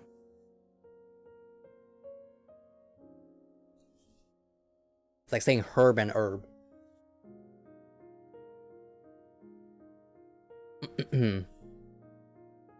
I don't know where it was. Well, I say small, but it's usually about a dozen people, so there's definitely people who show up just to hang out and get lunch afterwards. Not that I think that's a bad thing, though. Kawahara-san was a lot more laid back in philosophy than I assumed her to be. I wondered why then it was that she was not better at dealing with unruly customers, but of course I could not ask her that. Thankfully, she herself explained it.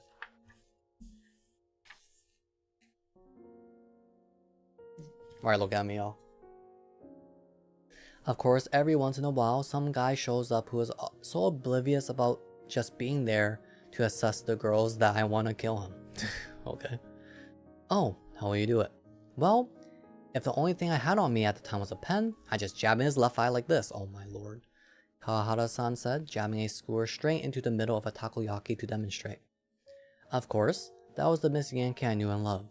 No need to show flexibility towards someone she had deemed an enemy, even if it was violent and extreme. I'd assume it's pretty easy for people to hook up at these sort of things though, right? If there's someone there who shares their philosophies, then even if they don't have any sort of romantic feelings at the start, I'm sure they'd be able to find some time for each other. That's very true, Kawahara-san said, her expression ambiguous, as though she found the idea abhorrent, but did not wish to criticize it. I'm guessing you don't have any interest in that sort of thing though, right, Kawahara-san? For some reason, Pon-chan seemed intent on kneeling Kawahara-san. You're right. I always say everything I'm thinking while I'm at the meeting. Oh, no, I mean, I'm guessing that you're not interested in any of the Moai boys. Kawa-san smirked and shook her head. Absolutely not. Well then, anyone you got your sights set on? Nah, I mean, not really. For the smallest fraction of a second, such that I was sure she had purposely done it so that only I would notice, I saw Pon-chan glance at me. Okay, yeah, I got it now. The two of them had been colluding to set me up. Naturally though, I would not let it show on my face. One part of me was about ready to laugh the whole thing off, though another part of me was suddenly not feeling so well. No. I wondered if Kawahara-san would be annoyed. Thus, feeling slightly malicious, I decided to toss a pickup pitch.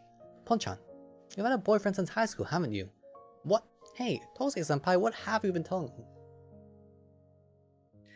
Don't worry, canon event... Wait, what's the word they use in the movie? Canon event... I don't know, diverted.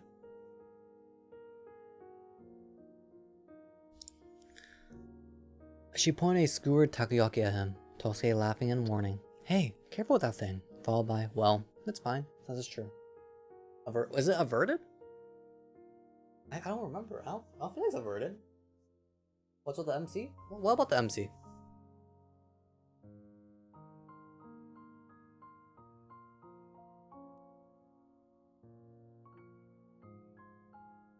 Since high school, huh? That's a long time, Pon-chan senpai and Kawahara-san. Pon-chan senpai? That's totes adorable. Sorry. Yeah, easily discovered by things in social settings.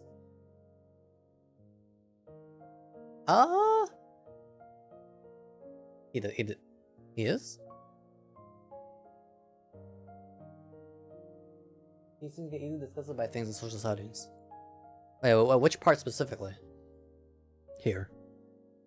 But yeah, he's the type of person that doesn't really... He's like, only talks when he needs to kind of guy. That's like, yeah, his personality. It's just... There's not really like a backstory, it's just his like...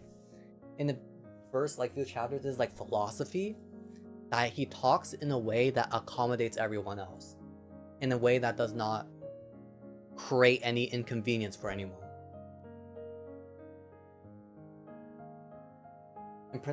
I don't honestly. I can say it's edgy, but also like I feel like a lot of people do that, but just not to the extreme of this guy.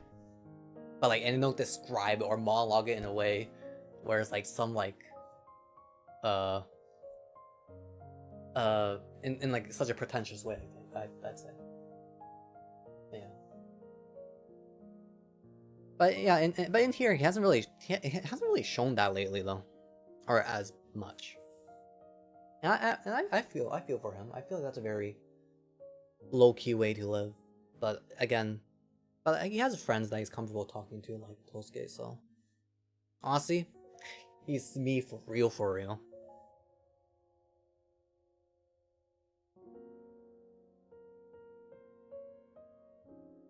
Like for example, once people start talking about, unless I'm super close with them, once people start about stuff like religious things or political stuff, I usually try to like talk in a way that like I'm like very like non-aggressive. I was like, yeah, true. Oh, I can see that. Like stuff like that. Like very like vague responses. I just don't want to cause any potential conflict. Anyhow, Kahazan replied and said, "It suits you." It occurred to me that perhaps she actually was not shy, maybe just a bit more introverted than other people. Anyways, I don't really know anymore. We're long distance right now, and it's been about a month since I last saw him. She sighed with a slightly dejected smile. Wait, long distance is it that easy to break people up I mean, I guess it is. Wait, why am I saying as if I have experience? Psych! I slightly regretted bringing up the topic, wondering if things might be better for them if the circumstances were different. Oh, time to turn them, said Kawahara-san. I don't know if she was helping the conversation recover from my slip-up intentionally, or if she had simply noticed that the takoyaki were done cooking. We cheerfully returned to rolling the takoyaki, as though the preceding conversation had never happened. I was able to manage it better this time. Kawahara-san's timing was perhaps even superb. I regretted that the topic of Moai had gotten away from us, but if we pushed it too far, she would probably grow suspicious. Person is long distance, right? Like stuff is there. Yeah. Like it's so different. Like they would probably like share everything they do every day or something, right? Or to even like get anything close to that quote unquote feel. With video calls or whatever, I don't know. But I mean like in this scenario where it's like so like you've been together since high school, but I think for less than maybe like a year or two, and then suddenly you go long distance for a month, and it's like it gets very difficult. I mean, this is a very sudden change though, so what do I know? My mission was, of course, always foremost in my mind. We were still normal college students as well, so you could bet that from that point on we drank like normal college students. We enjoyed our takoyaki and shared our frivolous conversations.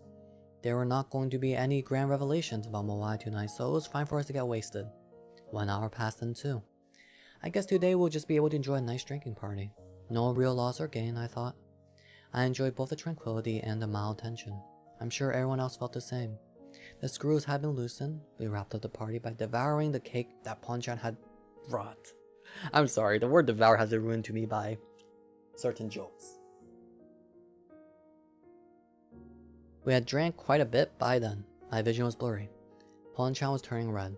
Tosuke kept laughing and Kawahara-san was swaying. You're so sick, Fade. I wonder if Kawahara-san would be alright getting home, and ask her, "You gonna be okay?" To which she drawled, "Yeah. I'm fine," which told me that she definitely wasn't. Just before things wrapped up, Ponchan suddenly leaned towards me. "By the way, Kairi-senpai, how come you're always so formal with Kawahara-san?" She slurred. I wondered internally why she was asking such a sensitive thing at a time like this, but I did not let the concern show on my face. Her head was tilted, and when her eyes met mine, I felt the same way I once had when I was little and learned that the other children in the neighborhood had stopped calling their mothers mama. Well, at work, it isn't clear which of us is a senpai. I told her the simplest version of the truth. I glanced at Kawahara-san, only to notice that she was staring at me for some reason. What? But you're totally her senpai at school, so I don't see why you can't just be casual, at least outside work. I nearly looked at Kawahara-san again at the unexpected challenge from Pon-chan, but stopped myself. I assumed it would be far too meaningful to Pon-chan if I were to look at her face right now. However, she didn't need any such meaningful actions from me. Her own drunken mind had already decided where this conversation was going to go. If you speak to her form as a senpai, you're going to make her feel like you're pushing her away. Wait, I didn't think this would actually be a romance. Is there actually going to be romance? Matcha? Halfway through the book? Pushing? I do wonder how Pon-chan... Pon-chan? Did I mistype this? I do wonder how Pon-chan interpreted the noise that had slipped out of my mouth. It was only natural that there should be some distance between us. I thought, as I would feel equally distant from anyone else, whether it was Kawahara-san or Pon-chan, or even Tosuke.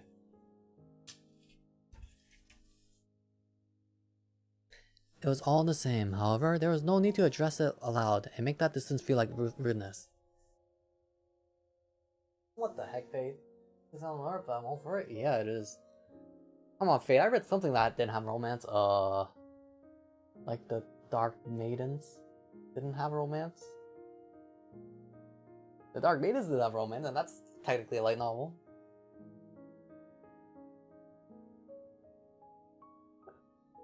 Wait, no, it did. Wait, actually, no, I guess you can't call it.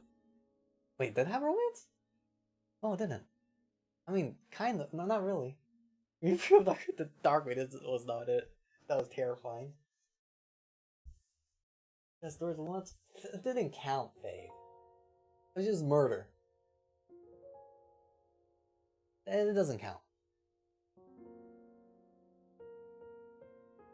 Shoot. Shoot, all the light novels I remember all had romance.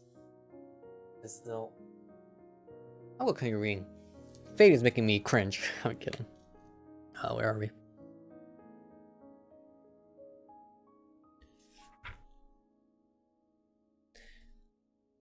Hey, Kawahara-san, she said, now that her name had been spoken. There was finally a reason for me to look Kawahara-san's way. Kawahara-san's brow was furrowed.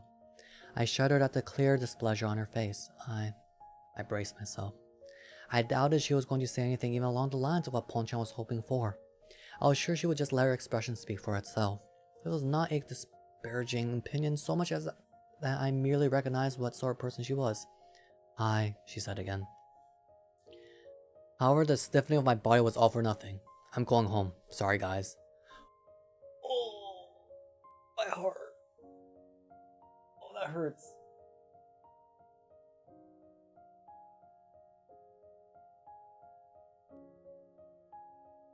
Hey, why are you staring, Estelle? Hey, Estelle. Go to sleep.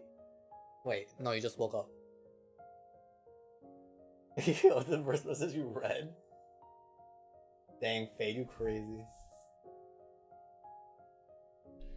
With that, she suddenly stood up, tottering once before regaining her balance, bowed her head at the three of us, and then headed for the front door without awaiting a response. As we watched in shock, she paused, then turned to Tosuke and said, "Sorry, I'll pay you back later." Oh, sinister. Yeah, I should. Nah, I'm fine. Wait. Nah, no, whatever. Don't worry about the money. More importantly, you gonna be alright? You should wait until you sober up a bit. No, I'm fine. I'll give Tabata-san the money for you later. See ya. She waddled toward the front door, her arm planted against the wall. I looked to the other two. Pon-chan appeared to be even more dumbfounded than either of us. While Tosuke just looked at me, gesturing with both his fingers and his eyes for me to follow her. I more or less agreed with him here, and stood up, chasing after her. Ayo? I quickly caught up with her, and as she stood in the entry trying to put her shoes on, she said, "Kawahara-san, will it be okay getting home?" "Yeah, I'm fine. I'm walking home."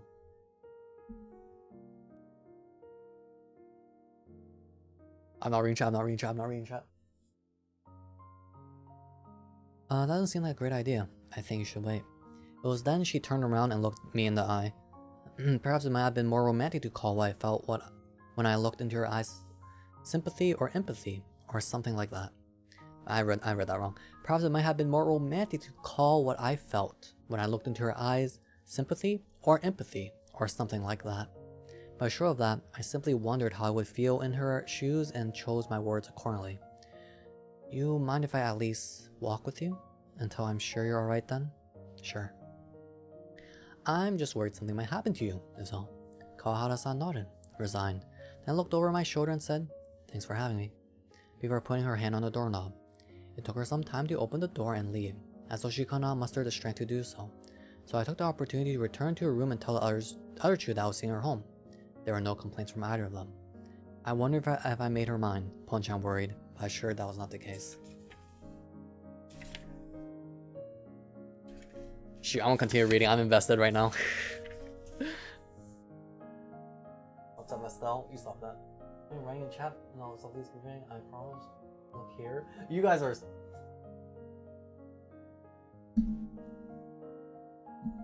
I keep hitting the mic. It's so close to me. Invested cringe? You would never understand how I feel. These characters are alive.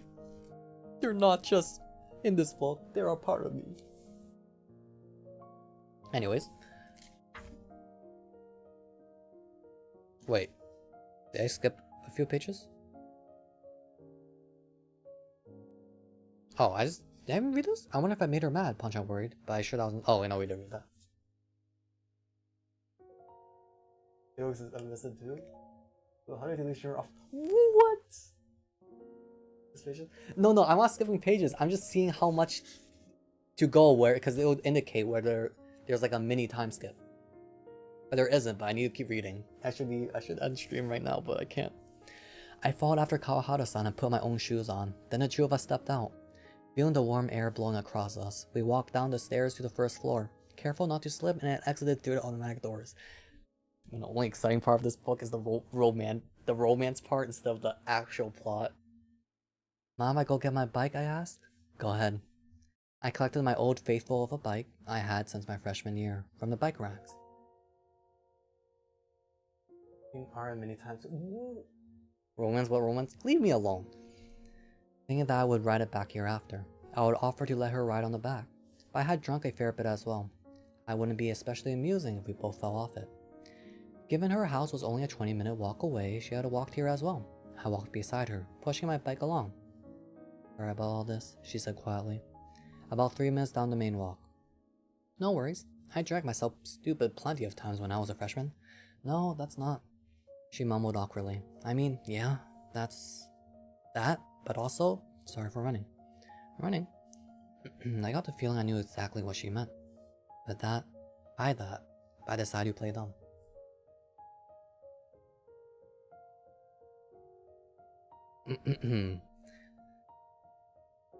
I didn't think you were running. No, what I mean is, I guess she just got to me. She did not look at me. I hated it, but I couldn't deny what she was saying.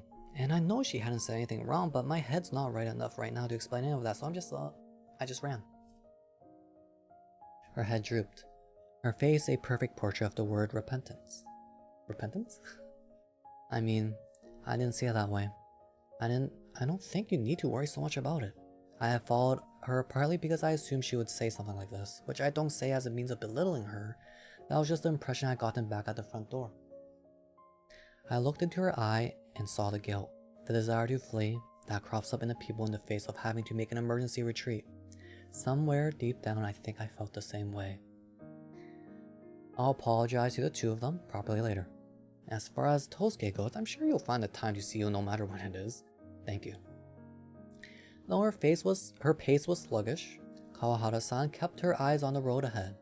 I was glad to know that she really did seem to be okay. As we walked slowly towards her home, we came across a Family Mart, glittering in the darkness like an RPG save point. Okay, nerd. And stopped in front of it. I bought her a bottle of water, which she chugged, spitting out efficing? I don't know this word. I know what it means, I just don't know. I never read it out loud. Words. I really drank too much. Effacing? Self-effacing? He's playing himself to himself. Leave him alone. I do the same thing.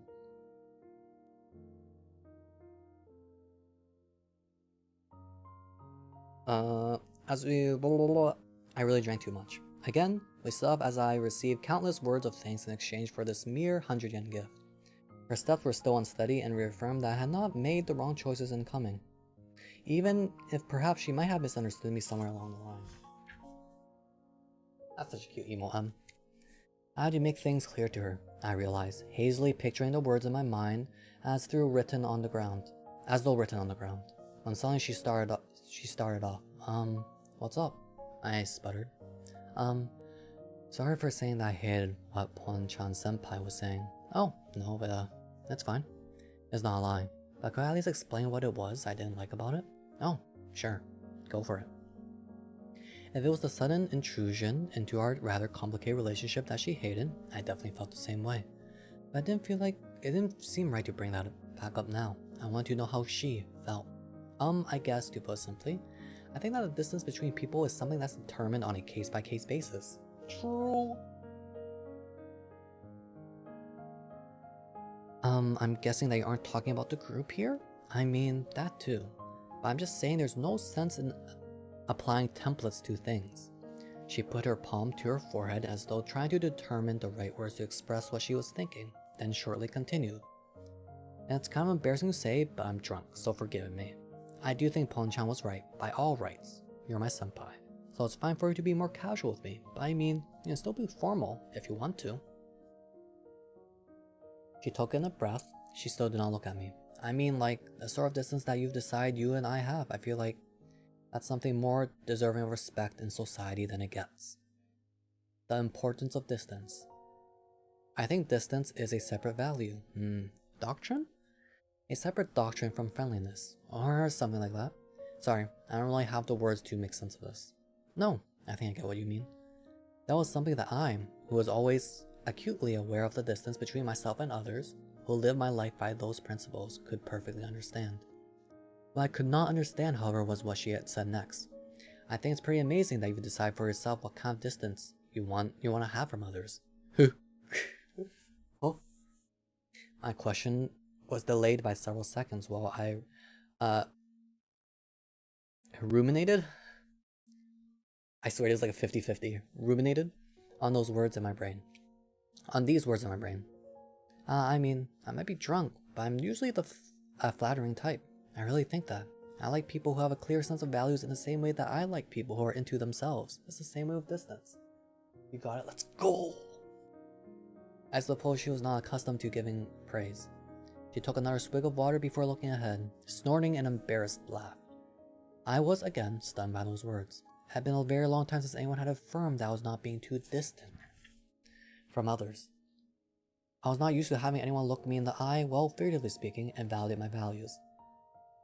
Yo, I'm gonna have a look. I feel like I need to talk about this about myself.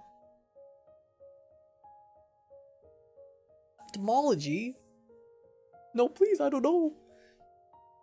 Well, thank you for that. I just wanted Faye, do it. So I can pass this test. I had no idea what other words I would offer in response, but Kawahara-san likewise seemed lost on how to continue, merely saying, sure thing. I had no idea that she had taken this in such a positive way. I thought of her as nothing more than some rough and tumble Yankee, which I say in a past tense because by this point, having met her several times outside of work, I had gotten a broader impression of her. My impressions had not changed per se, but at least I had seen more sides of her. She was a curt but carefree Kansai girl. And sometimes, someone like me, even in the most awkward ways. Likewise, she was not the type of person to unnecessarily prolong conversation. After that, we walked along through the summer nights without any particular need for conversation. The most meaningful words spoken were when we saw a cat along the way, and Kawahara-san said, "Oh, a cat." I knew that she was fond of cats. Finally, we arrived in front of a very typical student condo block. I waved off her words of gratitude before we shared some goodbyes and polite bows. Alright, I should clarify that the stuff I was saying about distance wasn't me telling you to keep being so polite with me. It's perfectly fine to be more casual. Thanks. If I had been the sort of person who could then immediately say, well then, see ya, I probably would have had a lot more friends, and a far more troublesome university life. Guess I'll just do my best to catch you off guard then, I said, giving my best attempt at a joke. Kaha-san laughed. Sure, I'll be waiting for that. She thanked me one more time, then bowed her head again and headed into the building. I stayed there for some time, waiting until I heard a door close on the upper floor, and then climbed onto my bike.